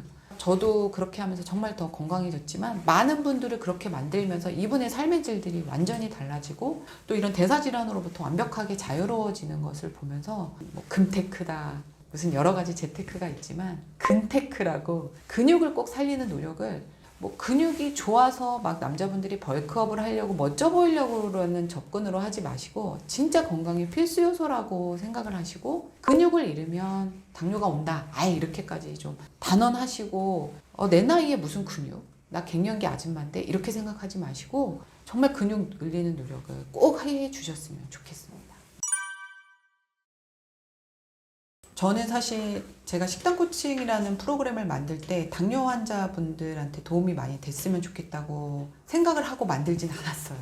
그런데 해보니까 결과적으로 당뇨에 아주 좋더라고요. 뭐냐면 일단은 당뇨라는 건 어쨌든 인슐린 저항성을 개선하기 위해서는 인슐린이 제 기능을 하기 위해서는 당분간이라도 인슐린 분비를 적게 만들어야 되거든요. 그럼 인슐린을 자극하지 않는 거는 탄수화물이 일단은 배제되어야만 돼요. 그런데 여기서 모든 탄수화물을 아예 먹지 말아라는 건 아니고요. 채소에 들어있고 건강한 곡물에 들어있고 콩이나 이런 데 들어있는 건강한 복합 탄수화물은 최소로 드시되 설탕이라든지 밀가루라든지 정제된 탄수화물, 과일까지도 좀 포함을 할게요. 그런 탄수화물은 완벽하게 좀 배제를 한동안 하시면 이것도 하나의 당뇨약이라고 생각하시고 나머지 부분은 단백질과 지방으로 채우면서 이게 음식 프로그램을 제가 적용을 해보니까 당뇨가 너무 쉽게 해결이 되는 거예요. 그래서 이거는 제 경험적으로 이렇게 좀 말씀을 드리고 싶고 대부분 음식 공부를 다들 하셔서 뭐 동물성, 단백질, 지방은 어떠냐 뭐 이런 논란들에 좀 휩싸이실 거예요. 그리고 불안해 하시기도 하거든요. 그럴 때는 저는 해조류, 뭐 문어라든지 바지락이라든지 전복류들을 사용하시면 좋고요. 또 하나는 이것도 하나의 치료기 때문에 특정 기간만 제가 이렇게 좀 극단적인 식단을 만드는 거죠. 뭐냐면 탄수화물이 지나치게 높고 단백질 지방이 거의 없는 식단에서 이걸 누르기 위해서는 안 먹을 수는 없잖아요. 그 방편으로 나머지 비율을 높여가는 거거든요. 그러니까 어느 정도 인슐린 저항성이 한 3개월 정도 때로는 100일 정도 하고 나면 개선이 됩니다. 그때는 건강한 밥도 드시고 탄수화물의 비율을 어느 정도 드시게 할 거예요. 왜? 그때는 인슐린이 제 기능을 하니까 당을 소모하겠죠. 그래서 저는 가장 좋은 방법은 그렇게 드시는 건데, 그러면 이렇게 추상적으로 말씀을 드렸으니까 좀 구체적으로 해서 어떤 식단이냐라고 단언을 좀 드리면, 쌀이라고 하는 것은 뭐 현미든 흰쌀밥이든 3분의 1, 하루에 한 3분의 1 정도 공기만 드세요. 총 하루에. 그렇게 하시고 나머지는 육류든 해산물이든 충분하게 드시고 양 제한하지 마시고, 그리고 여러 가지 채소들, 어떤 탄수화물의 비율이 높지 않은 뭐 청경채라든지 미나리라든지 토마토라든지 이런 재료를 충분히 넣으시고 탕이나 전골 형태로 그렇게 드시면 영양도 충분하고, 거기에 이제 양념이나 조미료는 조심을 하셔야겠죠. 그래서 죽염이나 죽염 된장, 간장 이렇게만 사용을 하시고요. 나머지 그 양념은 이 채소에서 충분히 육류나 해조류의 어떤 그 냄새도 제거하고 할 수 있습니다. 그래서 그렇게 해서 찜이나 전골 형태로 드시게 되면, 간만 맞춰서 드시게 되면 그거를 한 복잡하지 않잖아요. 그래서 그렇게 한 100일이나 20일 또는 좀 기간이 오래되신 분들에 따라서는 좀 달라질 수 있어요. 기간은 그 병이 얼마나 오래되느냐에 따라서는. 그렇게 하고 나면 나중에 저희한테 오셔서 그래요. 이제는 더 이상 그렇게 안 드시고 극단적으로 안 먹고, 때로는 전 오늘 국수도 먹었어요, 밥도 먹었어요 하지만 쉽게 제 몸에 체중이 변하지 않고 당이 오르지 않아요 라고 말씀을 하거든요. 그런 형태, 전골 형태의 채소가 충분히 들어있고 육류나 해조류가 있는 그런 전골 형태의 음식을 드시는 걸 좀 추천을 해드리고 싶습니다. 첫째, 저는 현미에 대해서 요즘 그냥 제가 정말 이론도 그런 게 나와 있지만, 제가 경험적으로 저는 음식을 늘 환자분들에게 처방하고 말씀드리니까 아는데, 현미 자체를 소화하기 어려운 위장이 많습니다. 그리고 실제로 그런 이론을 주장하시는 분들이 많죠. 현미에는 그 껍질, 겉껍질 속에 피틴산이라는 게 들어있어서요. 그걸 소화해내지 못하면 오히려 그 현미가 우리 몸을 공격할 수도 있고, 소화가 안 되기 때문에 늘 가스가 차고 또 내 영양소로 제대로 흡수될 수 없는 형태의 쌀이라고 할 수 있습니다. 저는 소화력이 왕성한 분에게는 상관이 없어요. 대부분 당뇨 환자나 환자분에게는 소화력은 없다라고 볼 수밖에 없어요. 소화가 너무 좋은데 몸이 아파요. 그거는 잘못된 생각이에요. 그래서 위장은 일단 기본적으로 베이스가 나쁘다고 봐야 되고요. 그렇게 따지면 그런 분들에게 현미밥은 별로 좋은 형태가 아니라고 볼 수 있고요. 발화현미라는 형태도 있지만, 저는 현미를 먹었을 때 내가 소화가 안 돼 라고 하면은 흰쌀밥이라도 드실 때 채소를, 시래기라든지 무라든지 토마토, 마늘 이런 채소와 함께 드시면 충분히 혈당을 안정하게 유지하면서 먹을 수 있는, 또 소화도 너무 잘 되거든요. 이제 상담을 했던 환자분 중에 건강에 좋다고 해서 잡곡을 한 10가지를 드셨던 분이 있어요. 최근에 막 귀리 이런 것까지 유행하면서 정말 거친 곡물이거든요. 콩은 기본이고, 그분이 몸무게가 남자분인데도 불구하고 52kg였어요. 키는 저랑 비슷했고요. 얼마나 힘드셨겠어요. 내가 필요로 한 영양소를 전혀 못 얻어내고 있는 상황이었고, 늘 무기력과 피로가 있었고, 무엇보다도 먹었을 때 늘 가스가 차고, 밥을 먹고 나면 행복해야 되는데 밥을 먹고 난 순간이 제일 고통스러운 거예요. 1시간에서 2시간을 그냥 누워 있으셔야 되고. 근데 그분에게 이런 잡곡을 다 덜어내고 채소밥을 해서 드시겠어요. 어땠을까요? 결과는 저에게 너무 이렇게 행복한 삶이 있냐고, 소화가 너무 잘 되고, 아내분이 특별히 좋아하셨습니다. 왜냐면 방귀를 안 뀌시니까. 그래서 대변도 너무 좋아지셨고. 저는 저희 책에도 채소밥을 제가 많이 소개를 해드렸는데, 바쁜 현대인들에게 가장 안정적으로 먹을 수 있는 건강식은 채소밥이 아닌가 생각이 들어요. 채소밥 활용을 좀 많이 해주셨으면 좋겠습니다. 이 당뇨세포죽은 정말 당뇨 환자한테 약이라고도 할 수 있을 만큼 그 임상도 굉장히 많고요. 또 이걸로 꾸준히 드셔서 당뇨 관리가 되신 분들 굉장히 많고요. 또 당뇨 환자분들이 사실은 식단 고민을 진짜 많이 하세요. 그런데도 불구하고 그렇게 고민을 많이 하는데도 당 관리가 안 되는 경우도 정말 제가 많이 보거든요. 그런 고민을 덜어줄 수 있는 레시피다라고 좀 말씀을 드리고 싶어요. 그냥 당뇨 환자가 영양도 충분히 공급될 수 있게 해주고, 추후에 혈당 관리에도, 그러니까 오늘만 혈당이 안 나오는 그 식사가 아니라 나중에도 지속적으로 혈당 관리가 될 수 있는 그런 레시피다라고 좀 기억을 해주셨으면 좋겠고요. 다른 스프와 달리 좀 육수를 만들어요. 이 육수에는 바지락이라든지 무라든지 양파 이런 것들이 들어가는데, 특히 이제 바지락이 좀 의아하실 수도 있을 것 같아요. 보통 스프에는 이런 게 안 들어가잖아요. 그런데 이제 바지락을 넣은 이유는 근육 생성과 그 그다음에 인슐린의 어떤 기능을 도와주는 아연이라는 게 굉장히 풍부하고요. 바지락의 풍부한 어떤 그 아미노산은 근육을 잘 만들어주는 재료가 돼요. 여기에 이제 그 백각과 식물인 양파가 들어가서 양파에는 식이유황이 풍부하고요. 또 이 바지락인 아미노산이 풍부해서 같이 콜라겐 생성을 잘 해줘서 근육 생성에도 도움이 되거든요. 그래서 제가 당뇨에는 무엇보다도 근육을 살리는 게 굉장히 중요하다라고 말씀을 드렸잖아요. 그래서 추후에도 혈당 관리가 잘 될 수 있도록 도와주는 레시피라고 말씀을 드릴 수가 있습니다. 그래서 무, 양파, 바지락, 표고버섯으로 이제 육수를 먼저 내고요. 그런 다음에 다시 불리콩, 불린 현미, 또 단호박, 또 사과, 파래 이런 것들로 같이 삶아서 이 육수를 가지고 삶아서 그냥 갈아서 스프처럼 드시면 돼요. 여기에 들어가는 단호박은 췌장을 굉장히 건강하게 하고 또 이롭게 해주고 췌장이 굉장히 좋아하는 건강한 단맛이거든요.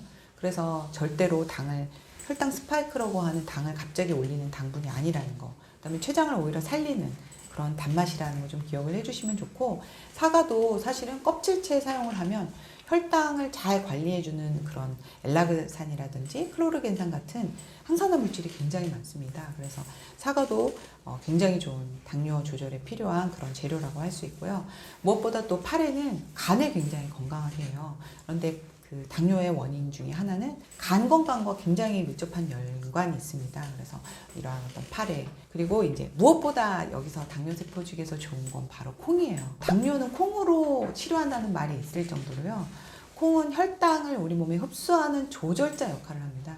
그래서 어떤 음식을 드시더라도 콩을 일단 먼저 드시고 음식을 드시면 이 혈당이 서서하게 소장으로 흡수될 수 있게 그 탄수화물이 그렇게 만들어주는 역할을 하는 게 콩이에요. 그래서 저희 푸드닥터에서는 콩만 가지고도 당뇨가 치료된다고 할 정도로 당뇨에 아주 중요한 키라고 할 수 있죠. 콩을 좀 넣을 거고요. 그 다음에 불린 현미 같은 경우는, 현미는 만약에 드셨을 때 불편하거나 아니면 소화력이 좀 없는 분들은 뭐 빼셔도 되고, 아니면 지금 당장 당이 너무 치솟거나 빠른 치유가 필요한 분은 현미가 없으셔도 될 것 같습니다. 그래서 그 나머지 부분은 콩으로 채우셔도 좋을 것 같아요. 이렇게 해서 스프를 끓이시면 그냥 매일 먹어도 좋은, 당뇨 환자에게도 충분히 영향이 되고 추후에 혈당 관리에도 도움이 되는 당뇨식이라고 말씀드릴 수 있습니다. 예를 들어서 설명하는 게 쉬울 것 같아서 미나리를 한번 예를 들어 볼게요. 그래서 미나리 요즘 또 많이 뜨고 있더라고요. 많이 드시고 계시고. 그런데 미나리의 효능은 그 캠퍼롤이라는 어떤 유효 성분을 극대화시키고, 또 미나리가 뭐 많은 분들이 이러이러한 혈관을 맑게 하고 이렇게 좋다라고 생각하는데, 미나리는 진짜 혈관 명약이거든요. 이 막힌 혈관을 잘 뚫어주고, 자연 아스피린이라고 할 정도로 이 막힌 혈관을 잘 뚫어주고 혈관을 굉장히 튼튼하고 건강하게 해주는 재료인데, 이것을 극대화하기 위해서는 미나리를 한번 소금물에 데쳐서 사용하면 정말 좋고요. 또 그것을 잘 말려서 한번 덮어주면 더 막힌 곳을 잘 뚫는 그런 미나리의 그 효능을 극대화하는 조리법이거든요. 그런데 이거를 그냥 내키는 대로 뭐 그 매운탕에 한번 잘라서 넣어서 드시고, 뭐 고기 구울 때 옆에 드시고, 물론 그래도 좋습니다. 그런데 반복하려면 효능을 느껴야 돼요. 그리고 반복하기 쉬운 형태가 되어야 됩니다. 그래서 오늘은 미나리가 시장에 있으니까 사오고, 뭐 내일은 없으니까 안 먹고, 이렇게 하면 절대 치유는 일어나지 않고요. 어떤 반복적인 형태로 드실 수 있는 그 형태로 만드는 게 좋거든요. 그래서 저는 미나리의 효능 극대화해서 혈관약으로 쓰실 거면 소금물에 한번 데쳐서 말려서 한번 덮어주고, 그걸 갈아서 분말로 만들어서 매일 아침에 한 수저씩 드시면 그 자체가 혈관약이라고 말씀드리고 싶고, 또 하나는 마늘도 그래요. 저희가 마늘에 그 유효 성분이 많다고 많이 알고 있죠. 그 중에 대표적인 어떤 알린이라는 유효 성분이 있습니다. 근데 이것은 만약에 그냥 통으로 드셨을 때는 활성형인 알리신으로 바뀌질 않아요. 그런데 이거를 한번 잘라서 또는 찧어서 마늘 속에 있는 알리나제가 활성화가 되면서 알린을 알리신으로 바꿔줍니다. 그렇게 해서 잠깐 자른 다음에 방치했다가 조리하시면 더욱 좋고요. 알리신이라는 유효 성분을 잘 흡수하기 위해선 살짝 익혀서 기름과 함께 섭취하시면 훨씬 마늘을 똑똑하고 건강하고 효율적으로 드시는 방법입니다. 그런데 그냥 이걸 통마늘로 내 맘대로 내키는 대로 드시는 거는 그 어떤 마늘의 중요한 부분을 어떻게 보면 잃고 껍데기만 드시는 결과가 날 수도 있죠. 브로콜리 굉장히 건강식이라고 알고 있습니다. 그런데 브로콜리를 대부분은 많은 분들이 물에 데치세요. 그래서 그 중요한 브로콜리의 항암, 항산화 성분이 설포라판은 오히려 물에 버리시고 빈 껍데기 그 브로콜리를 그냥 맛있게 드시는데 그렇게 하지 마시고 브로콜리를 그냥 살짝 찌셔서 드시면 더욱 좋고요. 오히려 그 버리고 있는 기둥이라든지 이파리에 베타카로틴이 훨씬 많거든요. 그래서 그 잎과 기둥도 버리지 마시고 같이 그렇게 쪄서 드시면 훨씬 좋고 한번 갈아서 스프화할 때 또 식물은 그 세포벽이 있기 때문에 그 안에 있는 설포라판이 충분히 활성화가 돼서 드실 수 있게 되거든요. 그래서 그런 것들까지 고려를 하셔서 조리해서 드시면 음식이 약이 될 수 있다라고 말씀드리고 싶네요. 요즘 암보다도 더 무서운 게 혈관 질환이라고 말할 정도로 혈관 건강이 정말 더 중요한 시대가 온 것 같아요. 혈관 건강을 하기 위해서는 3가지 정도의 어떤 요건이 필요하다라고 좀 정리를 좀 저는 해드릴 수 있는데요. 첫 번째는 혈액 자체가 맑아야만 합니다. 그래야 잘 흐르니까요. 그리고 그 맑은 혈액이 흐를 때 혈관에 어떤 손상을 주지 않겠죠. 그리고 이제 두 번째는 혈관 자체에 노폐물이나 불필요한 어떤 그 물질이 없어야만 합니다. 그래서 혈관 자체가 깨끗해야 된다는 거죠. 그리고 세 번째는 혈관이 탄력성이 있어서 늘어나고 싶을 땐 마음껏 늘어나고 줄어들어야 할 때 수축할 땐 잘 줄어들고 우리가 고무줄 같은 거 오래 사용하면 그냥 툭 끊어지잖아요. 그렇게 해서 혈관이 터지면 안 되잖아요. 혈관이 확장이 되고 수축되는 건 너무나도 우리 몸에서 필요하고 자연스러운 현상이고 마음껏 그게 되어야만 하는데 오래될수록 나이가 들어갈수록 이 고령사회가 올수록 혈관 자체에 탄력성이 없기 때문에 우리 몸에서 필요한 어떤 혈관 작용을 함에도 불구하고 그것 때문에 이제 혈관이 터진다던가 해서 질병이 오는 경우가 많잖아요. 그래서 이 혈관의 탄력성을 만들어주는 어떤 그런 노력이 음식을 통해서도 좀 되어져야지만 된다라는 관점에서 혈관 파동 건강 주스라는 레시피가 나왔습니다. 그래서 첫 번째로 이제 혈액이 맑아야 되고 혈관 자체에 노폐물과 찌꺼기가 없어야 되고 또 혈관이 탄력성이 있어야 된다라는 어떤 견지에서 이제 재료와 레시피를 구성을 했는데요. 그래서 일단 첫째 혈관이 맑아야 하기 때문에 그리고 혈관을 잘 뚫은 막힌 혈관을 잘 뚫어주는 수생식물이 미나리가 들어가고요. 또 해독의 왕이라고 할 수 있는 혈액이 맑아야지만 되기 때문에 무라든지 또 퀘르세틴이 굉장히 풍부해서 항산화 작용도 있고 콜레스테롤 조절 작용도 있는 양파 그리고 여기에 혈관의 노폐물과 불필요한 찌꺼기를 잘 없애주는 표고버섯 이런 것들을 주 재료로 하고 있고요. 또 하나는 해독의 왕이라고 할 수 있는 북어머리. 북어의 머리 부분은 바닷물을 잘 정화할 수 있는 그러한 모든 핵심이 다 북어 머리에 들어있다고 합니다. 그래서 북어 머리를 또 그런 이유에도 사용은 하지만 또 하나는 그 혈관의 탄력성을 만들려면 아미노산이 필요하잖아요. 그런 견지에서도 이제 북어 머리를 사용하죠. 그래서 이제 첫 번째는 북어 머리를 잡냄새도 좀 제거하고 또 북어 머리의 어떤 유효 성분을 좀 더 극대화하기 위해서 직화로 가스불에 이렇게 좀 구워주시면 좋아요. 그래서 어떤 잡냄새라든지 이물질들을 좀 제거해 주시고 그래서 북어머리를 잠깐 좀 구워 주시고요. 그리고 나서 제가 말씀드린 무, 양파, 미나리, 표고버섯을 준비를 해 놓겠습니다. 그리고 이 양의 각각의 양은 사실 그렇게 중요하진 않고요. 1대1대1 정도의 비율로 준비하시면 될 것 같아요. 그리고 1대1대1의 총합이 사용하시는 냄비에 한 3분의 1 정도? 그 정도 들어가는 정도면 좋을 것 같습니다. 그래서 북어머리를 먼저 푹 우린 다음에요. 그리고 나서 북어머리를 꺼낸 다음에 그 물에 무, 미나리, 양파, 표고버섯을 충분히 이렇게 우러내시고 그 물에 이제 육수를 만든 상태에서 이것만 먹게 되면 그냥 물이잖아요. 그런데 이걸 주스화하기 위해서 이제 바나나를 추가해서 바나나와 함께 삶아주고 다시 갈아주면 혈관파동 맛있는 혈관파동 주스가 되는데 바나나를 넣는 이유가 있습니다. 물론 맛도 중요하지만 바나나에는 마그네슘이라고 하는 혈관을 이완시키고 또 신경을 안정화시키는 물질이 또 들어있고요. 바나나는 그 또 칼륨이 풍부해서 진짜 그야말로 이 자체가 혈압약이 됩니다. 혈관을 굉장히 안정화시키고 요동치지 않게 해주는 그런 이유가 되고요. 또 하나는 트립토판이라고 해서 우리 몸에서 행복 호르몬이라는 세로토닌을 잘 만들어주는 그런 재료가 또 들어있습니다. 그래서 바나나 먹으면 다 행복하시잖아요.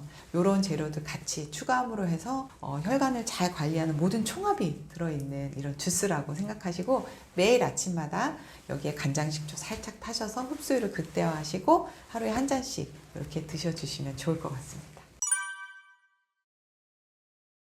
바나나 내림죽은 실제로 이 뇌졸중 환자분이라든지 혈압 관리에 굉장히 많은 임상이 많은 그 레시피라고 할 수 있습니다. 왜냐면 이게 또 맛있거든요.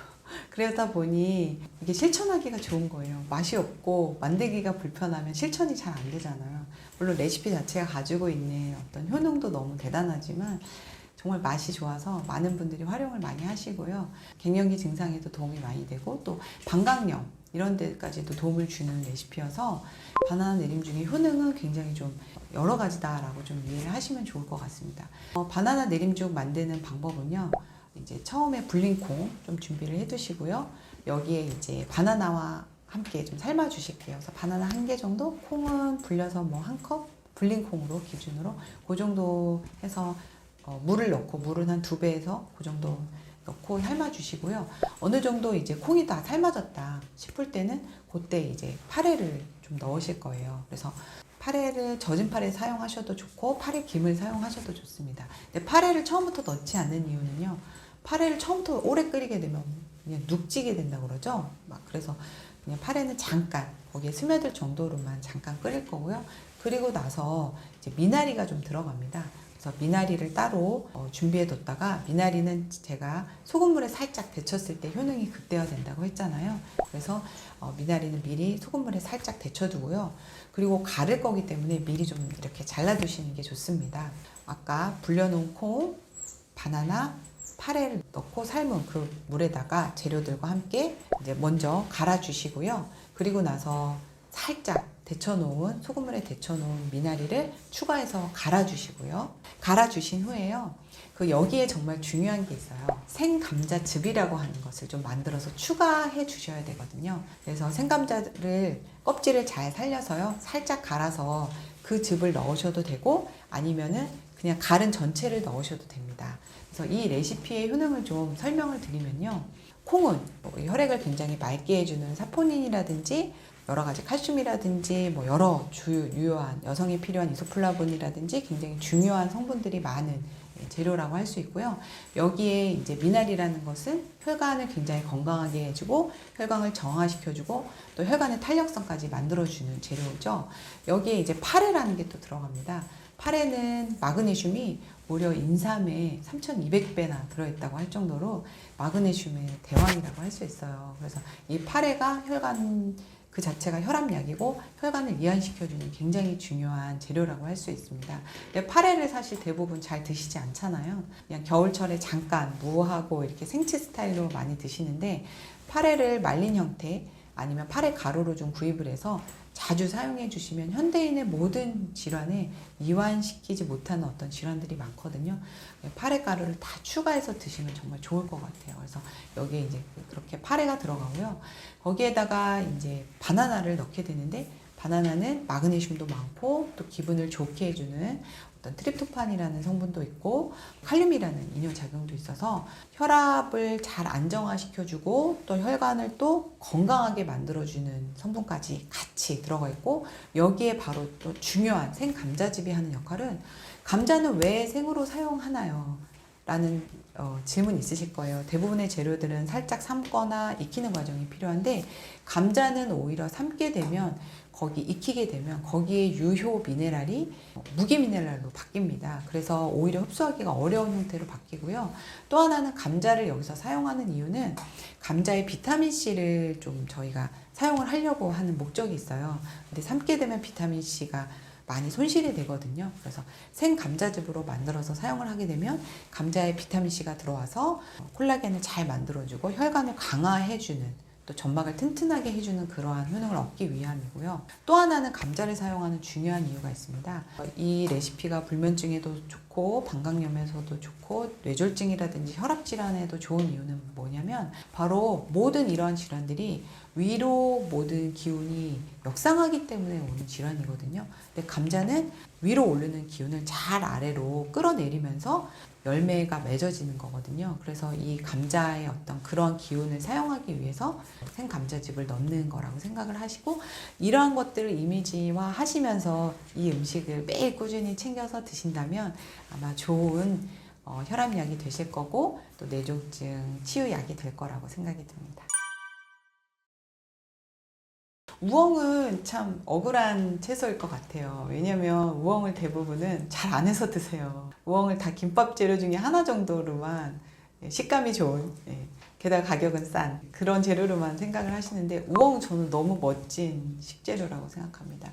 우엉의 모습에서 벌써 유추할 수 있는 우엉의 생명력을 알 수가 있는데요. 제가 이런 모습의 유추를 많이 말씀을 드리는 게, 어차피 제가 성분을 나열해봐야 암기가 안 됩니다. 절대 암기할 수 없어요. 근데 모습을 유추하시게 되면 훨씬 더 연상하기가 쉽습니다. 우엉은 어떤가요? 땅속 깊숙이 정말 막대기 모양으로, 얼마만큼 우엉이 긴 거 보면 이만큼도 더 길거든요. 거의 뭐 1m 가까이 이렇게 자라요. 근데 요즘 통우엉을 사시지 않으니까 우엉의 본 모습을 모르는 분들도 있을 것 같습니다.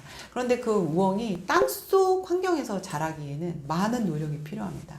육지 위로 나와 있는, 그러니까 공기 중에 이제 그 땅 위에 사는 식물들은 어떻게 보면 그 유해한 환경이 접촉이 되어 있지는 않잖아요. 근데 땅속 식물들은 그냥 아예 접촉이 되어 있기 때문에 굉장히 많은 세균과 유해 물질과 직접 싸워야만 되기 때문에 땅속 식물을 많이 먹는, 뿌리 식물을 많이 먹는 게 현대인들한테는 훨씬 더 유리하다는 거죠. 그리고 그 우엉의 이 겉껍질에는 더 많은 외부의 환경과 싸우기 위해 필요한 물질들이 농축되어 있어요. 그래서 우엉을 드실 때는 반드시 겉껍질을 필러로 깎아내는 게 아니라 겉껍질을 채소솔로 살살살살 이렇게 문대시면은 흙은 잘 털어지고 살리실 수가 있거든요. 그래서 꼭 겉껍질에 살리시면 좋을 것 같다. 특히 거기 안에는 사포닌이라고 하는 굉장히 혈관 청소부라고 할 수도 있는데요. 유효 성분이 집중되어 있습니다. 그래서 날리시고 안에 내부를 드시게 되면 오히려 정말 좋은 건 버리고 껍데기만 드시는 효과가 있는 거죠. 그리고 우엉에는 젊음의 묘약이라고 할 수 있는 아르기닌이라는 성분이 들어있어요. 아르기닌이 요즘 젊은 남자분들이 많이 찾으세요. 뭐 간도 굉장히, 간피로도 풀어주고 술 해독제로도 많이 드시는데, 무엇보다도 그 우엉의 모습을 보면 쭉 뻗은 모습이 성장에도 굉장히 좋은 성분이고요. 그 아르기닌이 키 성장에도 많이 드시고 있잖아요. 그리고 혈액순환을 잘 시켜주기 때문에 우엉의 유효 성분인 아르기닌도 충분히 들어있다. 이것도 좀 기억을 해주시면 좋을 것 같고요. 그런 역할 때문에 우엉은 순환을 잘 시켜서 이 얇은 신장 세뇨관의 순환까지 잘 도와서요, 천연의 신장약이다, 이렇게 좀 기억을 해주시면 좋겠어요. 얼마나 혈관을 잘 뚫고 내려가냐면, 그 땅속, 정말 그 단단한 땅속을 그렇게 깊숙이 잘 뚫고 내려간다는 건, 우리가 그 미세한 신장 혈관, 신장 속의 그 미세한 혈관들도 잘 뚫고 나가기 때문에 요즘 신장 환자분들이 먹을 게 없다, 이런 말씀 많이 하세요. 뭐 칼륨도 먹지 마라, 뭐도 먹지 마라 하는데, 우엉을 잘 활용해서 드시는 방법을 하나 알려드릴게요. 그래서 우엉을 겉껍질을 잘 살리신 다음에 편으로 썰으세요. 뭉툭뭉툭하게 썰면은 이 표면적이 넓지 않기 때문에 말리기가 좋지 않거든요. 그래서 얇게 편으로 썰으시고 표면적을 넓히세요. 그 상태에서 햇볕에 말리면 정말 좋은데요. 요즘은 그런 환경이 안 되시는 분은 건조기에 말리셔도 좋습니다. 그래서 우엉을 편으로 말리셔서 그것을 한번 덮어주시고요. 차로 드시면 좋은데요. 대부분은 우엉차를 그냥 차로만 드시는데, 여기에 직접 발효간장 또는 죽연간장을 꼭 타서 같이 드시면 좋습니다. 왜냐면 아까도 말씀드렸지만 우엉 또한 채소기 때문에 칼륨이 많은 음식이에요. 그런데 여기에 나트륨과의 어떤 균형을 맞추시면 신장 환자가 신장 그 혈류를 굉장히 잘 도와주기도 하면서, 동시에 혈관도 잘 뚫어주고, 동시에 나트륨과 베이스가 맞으면서 신장을 괴롭히지도 않는 좋은 어떤 신장약이 될 수 있습니다. 그래서 우엉을 김밥 재료로만 사용하지 마시고요. 한 박스 이렇게 주문하시면 많이 비싸지 않거든요. 10,000원 미만에 사실 수 있고, 한 번에 많이 만들어 두실 수 있으니까 겉껍질 잘 살려서 차로 끓여서 우엉 간장 차를 해서 꼭 아침에 한 잔 정도 만들어서 커피 대신 드시면 너무 좋을 것 같다고 말씀드리고 싶습니다. 수박은 그 여름철 과일이잖아요. 그래서 대부분은 이제 맛으로 많이 드시고, 갈증 해소의 정도, 여름에 어떤 더위를 해소하는 정도의 과일로 많이 생각을 하시는데, 저희 푸드닥터에서는 수박을 천연 심장약으로까지 표현을 하고요. 또 나아가서 천연 비아그라라고까지 말씀할 정도로 굉장히 훌륭한 약이라고 말씀드릴 수가 있는데, 그 이유가 뭐냐면, 과육에는 그 라이코펜이라고 하는 색소 성분, 굉장히 중요한 항산화 성분이 들어있고요. 그런데 그 정말 중요한 그 흰 부분에 우리가 대부분 버리잖아요. 근데 그 흰 과피 부분에 수박의 아주 중요한 핵심 성분이 시트룰린이라는 성분이 들어있습니다. 그 혈관을 확장시키고 또 순환을 시켜주고 신장을 굉장히 건강하게 해주는 아주 주요한 성분을 우리가 버리고 먹고 있는 거죠. 그리고 또 수박 씨에는 아르기닌이라고 해서 이 또한 레노라고 하는 그 성분을 만들어내서 혈관을 이완시켜주는 성분이거든요. 굉장히 혈액순환을 잘 해주니까 심장이 편안해지고 심장도 좋아지는 그러한 주요 성분은 전부 다 버리는 씨앗과 그 과피 부분에 있기 때문에 수박을 정말 똑똑하게 드시려면 수박탕으로 해서 드시면 정말 좋은데요. 수박을 삶으면 가족들이 아우성을 치고 난리가 난다고 합니다. 수박에 왜 이런 짓을 하냐고. 그런데 약의 효능을 살리려고 하시는 방법으로는 반드시 삶아서 드시는 게 좋은데요. 설명을 좀 잠깐 해보면요. 일단은 먼저 이 안에 내부의 과육과 과피를 좀 분리를 할게요. 그래서 과피는 한번 잘 닦아주시고 겉부분은 잘 닦아주시고 안에 속부분만 파내시고요. 과피를 먼저 적당한 크기로 잘라서 물은 한 3배 정도 넣고 푹 끓이세요. 그러면 과피에 있는 주요한 성분들이 우러나오거든요. 시트룰린이라는 성분. 그럼 과피는 버리시면 되고요. 그 이제 육수를 가지고 그 안에 내부에 들어있던 과육을 적당한 크기로 또 썰어서 집어 넣을 거예요. 그리고 한 2-30분 정도 푹 끓이게 되면 수박의 유효 성분이 내부에 이제 그 수분에 다 이제 나오게 되죠.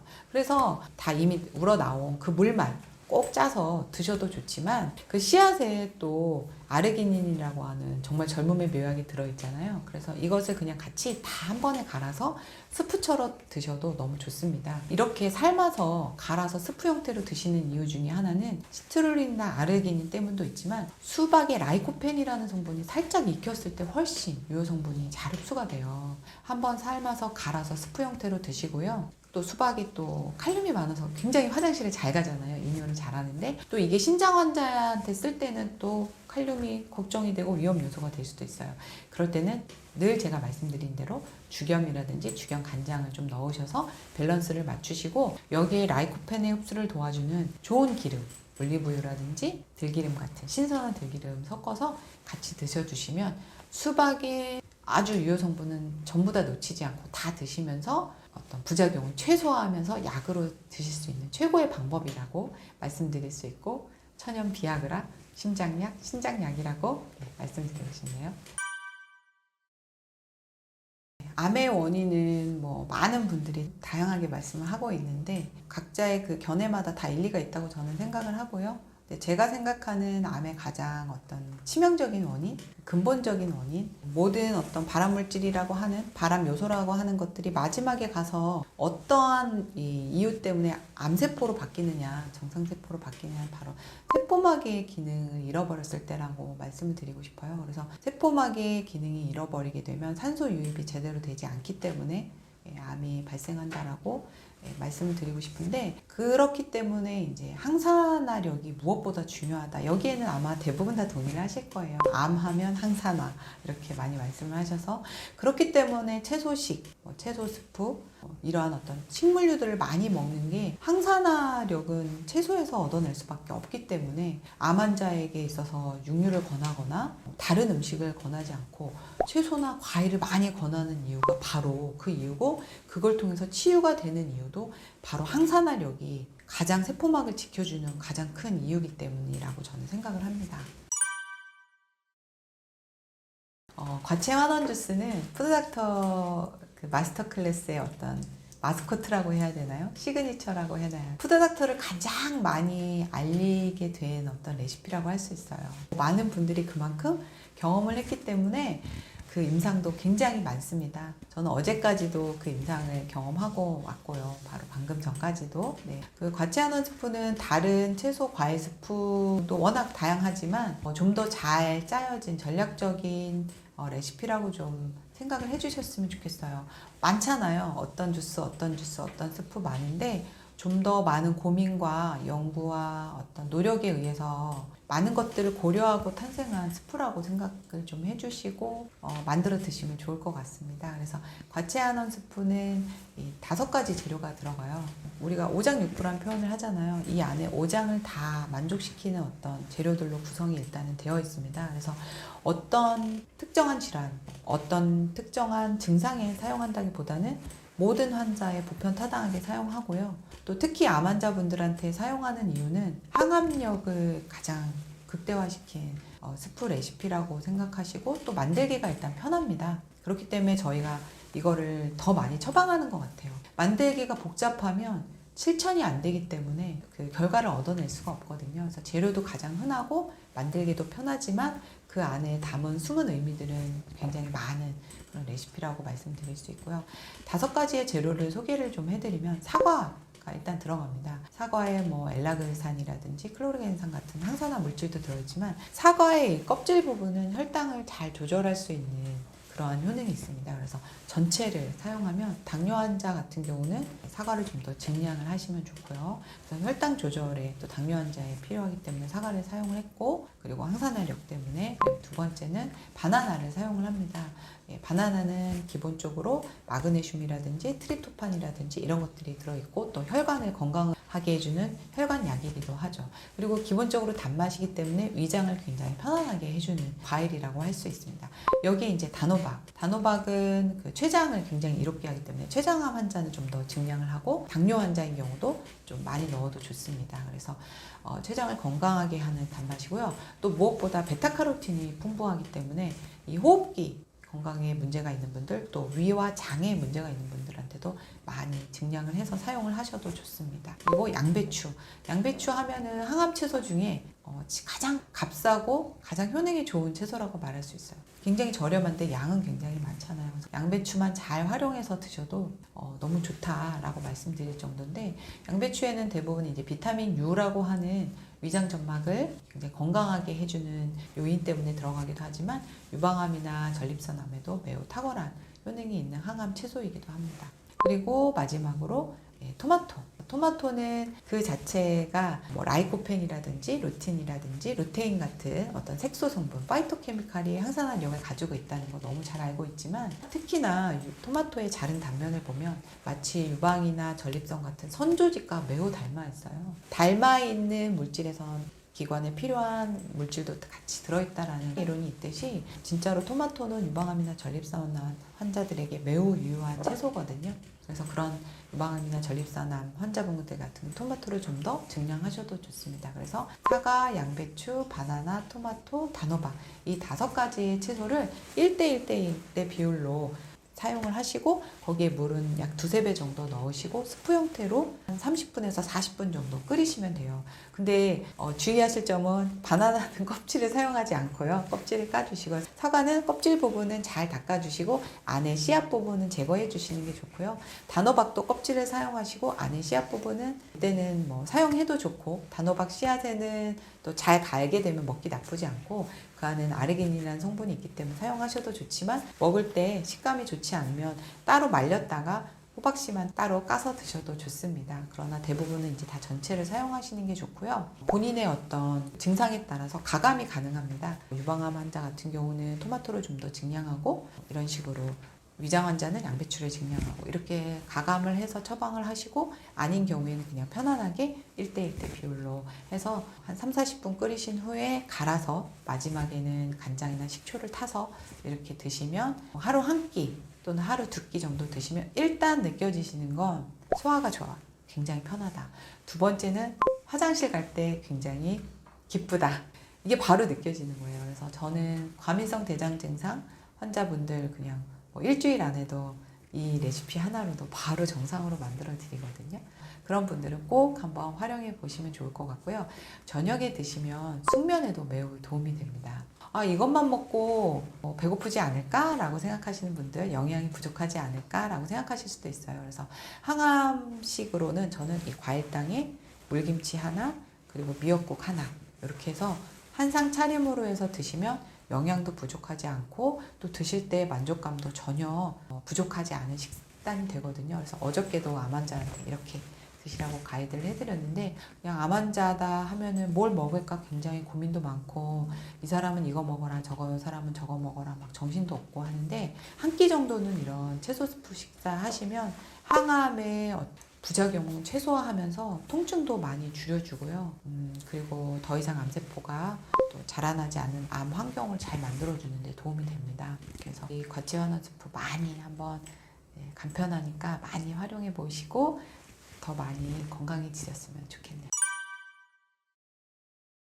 조리법 중에서 가장 이상적인 조리법은 사실은 물김치 형태입니다. 그래서 푸드닥터의 뭔가 시그니처, 상징적인 건 과치환원 스프지만 꽃이라고 할 수 있는 건 바로 물김치예요. 그래서 저희는 아주 어려운 난치성 환자나 암 환자분들에게 꼭 물김치를 해서 드시게 하는데, 제가 좀 편한 형태로 항암력은 극대화하면서 좀 편하게 만들 수 있는 물김치를 제가 좀 따로 레시피를 한번 구성을 해봤습니다. 그래서 양배추라든지 브로콜리라든지 이런 십자가 채소들의 썰포라판이 유방암이라든지 전립선암을 비롯한 모든 항암 환자에게 필요한 재료이고요. 제가 유방암이라고 말씀드렸지만 다른 암 환자분들이 그냥 편리하게 만들 수 있는 물김치라고 생각하시고 드셔도 좋습니다. 그래서 유방암 예방도 좋지만 또 유방암 전 단계에 있는 분들이 꾸준히 만들어 드시면 더욱 좋을 것 같고요. 그래서 십자가의 채소인 양배추와 브로콜리 또 케일 이런 것들을 이제 적당한 크기로 좀 썰어 줄게요. 그리고 거기에 이제 일단은 김치기 때문에 약간 소금에 절이는 게 좀 필요하거든요. 건강한 소금, 약용소금인 죽염을 사용하셔도 좋고 천일염으로 살짝 절여 두시고요. 여기 이제 김치 육수를 만드는데, 물김치 육수는 사실 뭐 특별한 건 없습니다. 그냥 어느 정도는 맛도 있어야 되고 하니까 음식을 먹잖아요. 그래서 뭐 건강의 의미도 담아져 있지만 마늘이라든지 생강이라든지 또 약간 단맛을 줄 수 있는 배 정도는 사용을 하시면 좋아요. 근데 매실청을 많이 넣으시는데 매실도 결국엔 설탕을 사용을 하고요. 그 안에서 매실은 사실 청은 발효된 거라기보다는 매실은 브릭스가 워낙 높기 때문에 발효가 아니라 그냥 매실 추출액이거든요. 그래서 설탕이라고 보시면 됩니다. 그래서 매실을 사용하지 않고 그냥 단맛을 줄 수 있는 그냥 배 정도 사용하시는 건 괜찮다고 봅니다. 그런 재료들을 잘 갈아서 고춧가루를 잘 개어서 김치 육수를 만들어 주시고, 아까 절여 놓은 어떤 그 채소들, 십자가 채소들 재료들을 살짝 절인 다음에 그 김치 육수를 같이 섞어서 물김치를 만드시면 돼요. 제가 사실은 물김치 레시피를 너무 뭐 이걸 넣어라 저걸 넣어라 이렇게 자세하게 설명하지 않는 이유는 있습니다. 뭐냐면 그냥 원래 김치 만드시는 법대로 하셔도 좋다라는 거예요. 다만 거기에 설탕이라든지 매실이라든지 이런 거는 좀 제한을 하시면 더욱 좋다라고 말씀드리고, 재료만 케일이라든지 양배추, 브로콜리로 한 번도 김치를 안 만들어 보신 분들이 있다면 이것들의 유효 성분을 극대화할 수 있는 방법으로 한번 물김치를 사용을 해보시면 좋을 것 같다라는 말씀을 드릴 수 있고요. 채소의 파이토케미칼이 가장 잘 흡수될 수 있는 형태가 물김치이기도 하지만, 물김치를 처방하는 이유는 우리 몸의 체액이라는 것이 굉장히 중요한 부분이라는 걸 꼭 말씀드리는데, 체액을 보충하기 위해서 우리 어르신들이 국이라든지 탕이라든지 이런 물김치를 계속 드셨어요. 그런데 지금 현대인들은 점점 이런 국물 요리를 안 드시는 게 굉장히 치명적인 어떤 암의 원인이 되고 있습니다. 그 세포 간질액을 보존하지 못하기 때문에. 그래서 제가 어저께 암 환자 상담도 하고 온 분이 특별한 암의 원인이 없음에도 불구하고 평소 국물 요리든지 물을 안 드심으로 해서 체액이 고갈되면서 암이 오신 분이 계시거든요. 이 암 환자를 비롯한 모든 현대인들이 이런 국물, 물김치 국물, 이것은 천연 링거수라고 할 수 있거든요. 링거는 환자에게 일부러도 처방하는 거잖아요. 그래서 이것을 먹는 링거수라고 생각하시면서 이렇게 꾸준히 드시게 되면 그 안에 유효 성분도 있지만 체액도 보충할 수 있고, 또 하나는 미생물, 유산균이라고 하는 훌륭한 김치 유산균도 같이 섭취할 수 있어서 푸드닥터의 꽃이라고 할 수 있는 이런 물김치를 꼭 챙겨서 꾸준히 매 끼니 드셨으면 좋겠다는 생각이 듭니다. 요즘은 사실은 나쁜 음식을 말씀드리기보단 좋은 음식을 말씀드리는 게 빠를 정도로 대부분이 좋지 않은 형태의 음식을 먹고 있다고 말씀드리고 싶습니다. 그래서 저는 이 질문에 특정한 어떤 음식을 말씀드리기보다는 어떤 형태의 음식을 좀 말씀드리고 싶어요. 첫 번째는 지금 정말 잘못되어 있는 생각 중에 하나가, 소금은 그렇게 유해하다고 해서 피하면서 설탕에 너무나도 관대한 레시피가 유행을 하고 있습니다. 그래서 심지어는 뭐 볶음밥에까지 설탕을 사용을 하고 있고요. 설탕을 넣는 거에 대해서는 아무런 그런 불편한 감정 없이 굉장히 편안하게 너무 포용적으로 설탕을 사용하고 있는데, 그러다 보니 이제 지금 현대병들은 대부분 설탕 과다로 오는 병이 많습니다. 그게 대표적인 게 이제 인슐린 저항성이라는 거죠. 그래서 어떤 음식이든 설탕만 배제해서 양념을 하고 제대로 된 염분이 들어있는 된장이라든지 발효간장이라든지 죽연만 사용해도 그 음식의 방향은 완전히 달라집니다. 그래서 저는 사실은 쿠킹 클래스라든지 식단 코칭을 통해서 드시고 싶은 음식을 그대로 드시되 그 안에 양념만 바꿔서 비슷한 감정을 느끼고 먹을 때 만족감은 찾지만 전혀 유해하지 않게 만들어드리는 방법을 강의를 하고 있거든요. 그래서 우리 흔히 말하는 돼지갈비, 설탕에 조미를 하다 못해 절여서 나옵니다. 근데 그런 돼지갈비도 설탕을 전혀 사용하지 않고 건강하게 만드는 방법이 다 있거든요. 그래서 그렇게 좀 드시는 방법 말씀드리고 싶고요. 두 번째는 다중조리법이라고 해야 되나요? 최근에 굉장히 유행했던 그 파인다이닝이라고 하는 조리법을 보면 무슨 볶았다가 다시 또 끓였다가 다시 또 튀겼다가 막 이런 복잡 난해한 조리법이 일반인들이 전혀 따라할 수 없는 하이 테크닉의 음식이 마치 고가의 굉장히 고급스러운 음식인 것처럼 판매가 되고 있고, 또 저거는 어떻게 저렇게 예술적이냐라고 말씀은 할 수 있지만 사실 건강에는 도움이 전혀 안 된다고 볼 수 있습니다. 그런 음식들은 불필요한 어떤 조리법이 반복되면서 영양소는 다 파괴가 되고요. 또 하나는 그 안에 들어있는 지방은 완벽하게 산화가 될 수밖에 없죠. 산화된 지방은 세포막을 만들면서 세포막을 더 이상 망가뜨리는, 제 기능을 할 수 없는 세포막으로 만들기 때문에 지방은 우리 몸에서 굉장히 필수한 물질이지만 산화되고 망가진 지방은 우리 몸을 굉장히 망가뜨리는 필수 요소가 되거든요. 그래서 그런 어떤 다중조리법의 그런 음식은 저는 잘못됐다고 봅니다. 저희 푸드닥터 레시피를 보셔도 마찬가지지만 익히는 과정은 너무 고운 상태가 아닌 익을 수만 있는 상태로 잠깐 먹을 때 불편하지 않을 정도로만 익히고 유효 성분이 극대화 정도 할 때만 익힙니다. 일반적으로 맛을 추구하는 레시피는 불필요한 조리법을 반복적으로 복합함으로 해서 재료는 완전히 영양소는 깨져 있고 맛만 추구하는 음식이고 그 자체가 독이라고 표현을 하면 죄송합니다만 독이 될 수도 있습니다. 좀 즉석밥을 말씀드리고 싶어요. 왜냐하면 즉석밥이 모든 음식에 제일 나쁘냐 이건 아닌데 반복되기 때문입니다. 반찬은 때때로는 이걸 먹었다가 반찬류들은 제가 만약에 지적을 하게 되면 안 먹을 수 있지만 밥은 매일 먹고 거의 대부분 하루에 한 끼 이상은 밥 식사를 하거든요. 근데 제가 즉석밥을 번들로 사가시는 분들을 마트에서 많이 보고요. 그래도 그것보다 조금 나은 형태는 밥을 하기 싫으셔서 고향에서 어머니가 미리 다 해서 냉동실에 이렇게 한 번 먹게끔 얼려서 오는 경우가 있어요. 근데 이제 그건 그나마 좀 나은 형태인데, 그 즉석밥은 한 번 전자레인지에 또 들어가게 되고, 그리고 밥이 그 오랜 기간 동안 조리된 상태에서 방치된다라는 건 영양소는 다 파괴될 뿐더러 마지막에 전자레인지에 데워지는 과정에서 자연계에 있던 구조가 완전히 망가지면서 우리 한국인에게 굉장히 중요한 어떤 영양소의 공급원이 되는 밥과 쌀의 형태가 완전히 외계 물질이 돼서 우리 몸에 들어와서 도저히 해결 불가의 물질이 된다라는 거를 좀 인식을 해주셨으면 좋겠어요. 그래서 저는 채소밥이라는 걸 정말 많은 분들한테 알려드리고 있는데, 밥만이라도 바로 똑바로 해서 드시면 영양 결핍이 일어날 수가 없고요. 또 건강을 지키는데 굉장히 중요한 역할을 한다. 그래서 반찬까지는 다양하게 해서 드시라고 현대인들에게 말씀드리기는 어렵습니다. 그러나 제발 밥이라도 똑바르게 제대로 꼭 드셨으면 좋겠어요. 그래서 요즘 편의점에서 도시락, 밥과 반찬의 가짓수와 종류와 상관없이 한 번에 전자레인지 그 플라스틱 용기에 들어갈 때 그 음식을 드시는 우리 젊은 학생들도 많은데, 물론 그렇게 먹을 수밖에 없는 환경과 위치에 있는 분들도 많습니다만, 그래도 그 음식을 안 먹을 수 있는 상황에서 선택을 가능하다면 유해성은 제가 꼭 말씀을 드리고 싶습니다. 그 전에 미나리의 효능을 잠깐 요약을 좀 해드릴게요. 미나리는 대표적인 수생식물이거든요. 미나리가 마른 이 밭에서 자라지 않고 젖은 굉장히 늪지에서 자라고 그 환경이 별로 깨끗하지 않습니다. 근데 그 미나리는 굉장히 푸릇푸릇하고 예쁘잖아요. 바로 이런 수생식물들은 세 가지 효능이 있다고 예상을 하시고 드시면 좋을 것 같아요. 첫 번째는 그 더러운 그 늪지에서도 살아남는 어떤 물을 해독하고 정화하는 기능이 있다. 그래서 우리의 어떤 혈관도 깨끗하고 맑게 해주는, 혈액을 맑게 해주는 그러한 기능을 가지고 있다.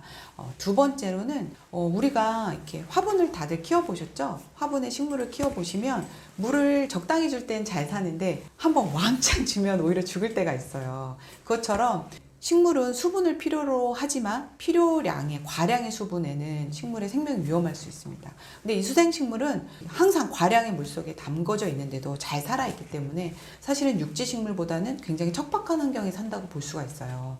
그런데도 살아남는 건 물을 잘 버릴 줄 안다는 거예요. 그래서 불필요한 물을 잘 빼내기 때문에 우리가 먹었을 때 부종이라든지 불필요한 수분을 잘 빼내고 이뇨작용이 있다. 이런 것들을 기대할 수가 있는 거죠.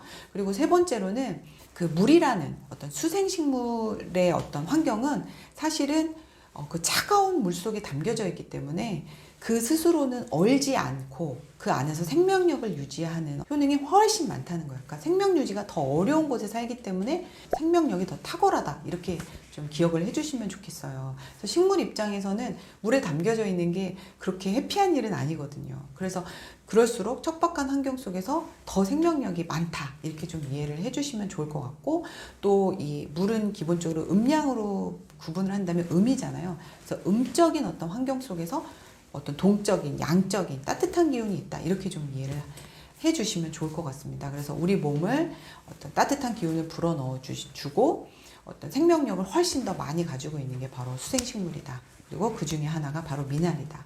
게다가 미나리는 어떤 혈관의 모습과도 굉장히 닮아있죠. 미나리 이렇게 부러뜨리려고 하면 잘 부러지지 않거든요. 우리 혈관도 마찬가지로 이렇게 미나리와 같이 중간에 판막도 있고 그래서 혈관과 굉장히 유사하기 때문에 또한 혈관 명약이다라고 혈관을 또 튼튼하고 좀 뚫어지지 않게 만들어주는 그런 재료다라고 좀 상상을 하시면서 드시면 좋을 것 같아요. 근데 그 미나리가 특히 또 해독에 이 혈액을 잘 정화하는 그런 음식이다 보니까 해독수로 만들려면 무 하나 정도 준비를 하시고요. 미나리는 한 단 정도 이렇게 준비를 하시고 물은 그 재료의 한 3배 정도 이렇게 넣으시고요. 푹 끓여주세요. 그러면 무 미나리 탕이 되는데 그 물은 한 30분에서 한 40분 정도 되면 무와 미나리 안에 있는 유효 성분이 다 나옵니다. 그래서 처음에는 좀 강불로 끓이다가 거품이 일어나고 보글보글 끓기 시작하면 계속 강불로 하면 다 날아가 버리고 없거든요. 그래서 한 30분 정도는 약불이나 중불 정도에서 계속 끓여주시면 물은 많이 날아가지 않고 어느 정도 유지되면서 유효 성분만 추출이 되거든요. 그렇게 무 미나리탕으로 만든 다음에 거기에 죽염이나 죽염 간장, 식초 이런 발효 미생물들을 추가해서 같이 드시게 되면 유효 성분도 훨씬 많아지고 천연 해독수가 되죠. 특히 이 음식은 어디에 좋을까요? 술 마신 다음날 매우 좋겠죠. 그래서 그렇게 만들어 드시면 그 천연 해독수 레시피가 됩니다. 무는 요즘에는 얼마 정도 하죠? 한 1,000원, 1,500원?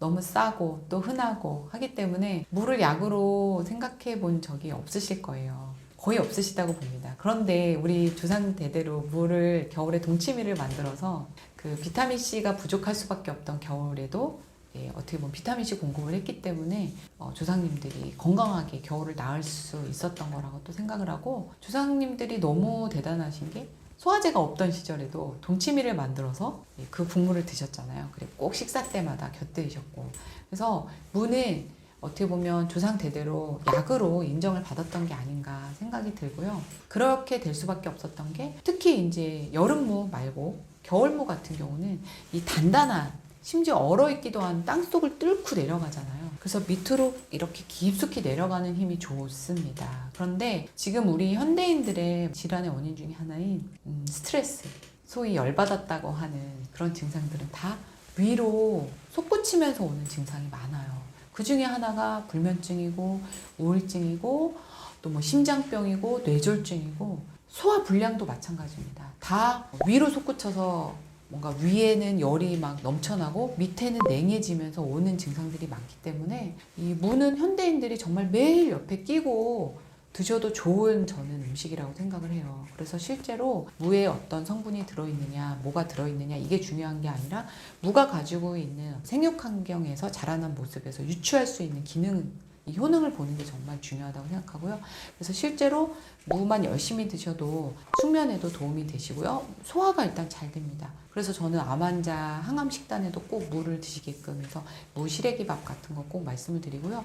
또 이런 분들, 요즘 이제 날씨가 굉장히 추우면서 기침 감기가 유행을 하고 있어요. 근데 왜 기침도 위로 역상하는 기운이잖아요. 그래서 그런 분들한테도 무즙, 무만 갈아서 그 생즙을 갈아서 이렇게 드시게 한다든지 무, 팥뿌리, 생강 이런 것들 푹 끓여서 호흡기, 뭐 비염 이런 환자분들한테 드셔도 좋고, 또 요즘같이 으슬으슬 몸이 추울 때도 무는 언 땅 속에서도 살아남는 채소이기 때문에 우리 몸을 따뜻하게 하는 어떤 식이요양 성분이 많습니다. 감기 오기 전에 체온 조절에 실패한 분들, 이런 분들 무를 잘 활용해서 항상 그냥 냉장고에 넣어 두시고 매일 무를 정말 저렴하잖아요. 그러니까 삶아도 드시고 뭐 갈아서도 드시고 해주시면 좋고요. 막 기침 해소천식이라고 하죠. 너무 끌어대는 기침에 무와 연근을 함께 갈아서 그 즙에 죽염이나 죽염간장 타서 그 즙을 꾸준히 드시면 그런 해소천식에도 매우 도움이 된다고 말씀드리고 싶습니다. 바보식혜는 정말 제가 몇 번을 만들었냐고 물어보면 횟수를 셀 수 없을 만큼이라고 말씀드릴 정도로, 왜냐하면 지금 현대인들이 위장의 문제를 가지고 있는 분들이 정말 많고 모든 환자는 일단은 위장의 문제를 갖고 있다라는 전제를 가지고 있기 때문에 정말로 많은 분들이 실제로 많이 만들어 드셨고 저도 굉장히 많이 만들어 본 레시피입니다.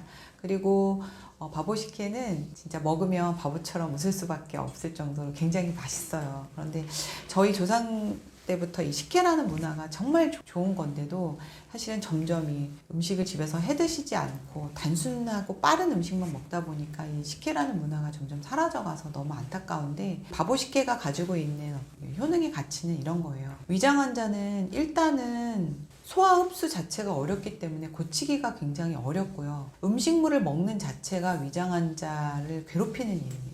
위장을 고치는 레시피는 위와 장을 최대한 일을 하지 않으면서도 위장 환자한테 필요한 에너지와 영양소는 줘야 되거든요. 그래서 그런 전략적인 방법으로 발효 식혜라는 방법을 선택을 한 거죠. 식혜는 미생물들이 다 먹어서 뱉어놓은 상태, 즉 소화가 이미 한번 된 상태예요. 그렇다 보니까 이런 표현 좀 죄송한데 위장에서 이제 소화된 상태를 만약에 들여다보면 식혜와 굉장히 비슷하거든요. 우리가 가끔 토할 때 그걸 확인을 합니다. 그래서 식혜화된 상태는 위장에선 일을 하나도 안 하고 소장으로 내려보낼 수 있을 만큼의 상태라고 생각을 하시면 돼요. 그러니까 당연히 이걸 드시면 위장 환자분들이 편할 수밖에 없겠죠. 여기에 이제 소화에 도움이 되는 무, 위장의 점막을 굉장히 튼튼하게 해주는 단호박이라든지 이런 재료, 또 빠른 에너지 전환이 되는 바나나라든지 이런 재료들을 추가해서 사용하고, 또 위장이 가장 많이 알려진, 위장 건강하게 해주는 재료를 알려진 양배추, 이런 것들을 사용함으로 해서 식혜 완성도를 좀 더 높여갈 때 위장 환자도 편하게 속을 불편하지 않게 하면서 위장을 또 지치지 않게 해주고 치유할 수 있는 시간을 확보하면서 동시에 위장 환자의 에너지까지 주는 모든 것을 만족하는 레시피라고 생각하시면 좋습니다. 그러나 이것은 위장 환자뿐만 아니라 질환을 가진 환자들은 다 위장의 에너지를 뺏기면 안 되기 때문에 어떤 질환의 환자에게도 1차적으로 선택할 수 있는 레시피라고 할 수 있고요. 실제로 제가 영성 식도염이라든지 과민성 대장 증상 환자들을 이 레시피를 통해서 많이 도움을 드렸던 경험이 있습니다. 만드는 방법은 식혜라고 너무 겁먹거나 거부감 갖지 마시고, 일단 육수는 세 가지를 가지고 육수를 먼저 만들게요. 생강은 속을 좀 따뜻하게 데우는 그런 역할을 또 하고, 무는 소화를 도와주고, 양배추는 위 점막을 만들어주니까요. 그래서 육수를 좀 만들어주신 다음에 그 육수에 식혜를 만드는 가장 중요한 것인 엿기름이라고 하죠. 그것을 좀 희석을 해놓으면 시간이 좀 지난 다음에 방치를 하면 밑에 건더기는 깔아앉고 위에 맑은 물만 남겨서 그게 바로 식혜물이 되거든요. 근데 일반적으로 식혜밥은 그냥 고두밥이라고 해서 흰 쌀로만 밥을 짓는데, 여기에 단호박과 바나나를 넣어서 설탕이 필요 없는 식혜를 만들기도 하고요. 또 하나는 위 점막을 잘 만들어주는 단호박을 사용하는 거기도 하고요. 또 하나는 바나나를 넣는 이유는 우리가 바보식혜라고 지은 이유가 위장은 스트레스를 받으면 안 되거든요. 기분이 좋아야 되거든요. 근데 바나나를 드시면 기분을 좋게 하고 안정화시키는 어떤 마그네슘이나 트립토판 또 수면까지도 도와주는 작용이 있기 때문에 그래서 바나나와 단호박을 넣은 고두밥이라고 하는 거는 수분을 많이 넣지 않은 물을 좀 줄인 밥이라고 생각하시면 돼요. 그래서 편하게 밥을 지으시면 되고 그 밥이 다 지어지면 아까 만들어 온 식혜물 엿기름을 잘 가라앉히고 했던 그 물을 넣고 전기밥솥이 집에 있으시면 전기밥솥 아니면 슬로우쿠커 같은 게 있으시면 보온에 놓고 한 8시간에서 10시간 정도 두시면은 식혜가 완성이 됩니다. 근데 여기서 끝나는 게 아니라 이 바보식혜는 대부분은 식혜 밥은 버리고 물만 드시는데 바보식혜는 식혜 밥과 물을 한 번에 갈아서 스프 형태로 식사가 되게 드십니다. 식혜는 보통 음료라고 알고 있잖아요. 근데 여기서는 저희는 식사기 때문에 함께 갈아서 스프 형태로 드시고 드실 때는 흡수율을 극대화시키기 위한 죽염 간장이나 식초를 함께 드셔서 위장 환자도 편하게 드실 수 있고 소화도 도와주고 에너지도 얻을 수 있는 위장 환자 맞춤 레시피라고 생각하시면 될 것 같습니다. 음식으로 건강해질 수 있나요? 예스입니다. 음식으로 병이 치료될 수 있나요? 물론 예스입니다. 그러나 그렇지 않을 수도 있습니다. 뭐냐면 그냥 음식을 정말 제대로 배우지 않고 그냥 정보 형태로 정보의 총합 정도의 형태로만 알고 계신다면 실패하실 확률은 매우 높다고 말씀을 드리고요. 은퇴학교 지금 구독자분들 제 영상을 보시는 분들이라면 일생에 한 번쯤은 꼭 음식 치유를 제대로 공부를 해서 남은 이제 여생 이제 절반 정도 남으셨잖아요. 그 인생은 좀 건강하고 정말 모든 걸 영위하고 싶은 모든 걸 다 영위하고 갈 수 있는 인생으로 좀 만드는 어떤 그 작업 중에 하나를 음식 치유를 꼭 하셨으면 좋겠어요. 저도 약사지만 지금 현재 이 공부를 10년째 몰두해서 하고 있는데도 아직도 이 공부가 끝이라는 생각이 안 들고요. 해도 끝이 없고 또 깊이가 파도 깊이가 있다는 생각이 너무 많이 들거든요. 근데 대부분은 음식 치유를 그냥 뭐 이 음식 좋아, 채소 먹으면 좋을 거야 라고 굉장히 쉽게 생각하고 접근하시는 분들이 많아요. 그런데 이 영상을 보시는 우리 구독자분들께서는 꼭 한 번쯤은 제대로 깊이 빠져서 공부를 하시고 나면 정말 병원이나 약국에서도 내 건강을 책임져 주지 않거든요. 요즘 현대인들이 겪고 있는 많은 질병들은 거기서도 답을 찾을 수 없는 경우가 참 많습니다. 근데 저희 푸드닥터에서는 그러한 해답을 함께 연구하고 찾을 수 있는 어떤 그런 노력을 꾸준히 하고 있고요. 또 저는 쿠킹 클래스라든지 식단 코칭을 통해서 많은 분들이 제대로 된 음식 치유를 경험할 수 있는 기회를 앞으로도 더 열심히 만들고 더 많이 연구하고 더 많이 노력할 계획을 갖고 있습니다. 그래서 저희 책도 한 번쯤은 꼭 읽어보셨으면 좋겠고요. 이 책으로 마음이 뜨거워지셨으면 꼭 제대로 된 공부를 한 번쯤은 해보셨으면 좋겠습니다.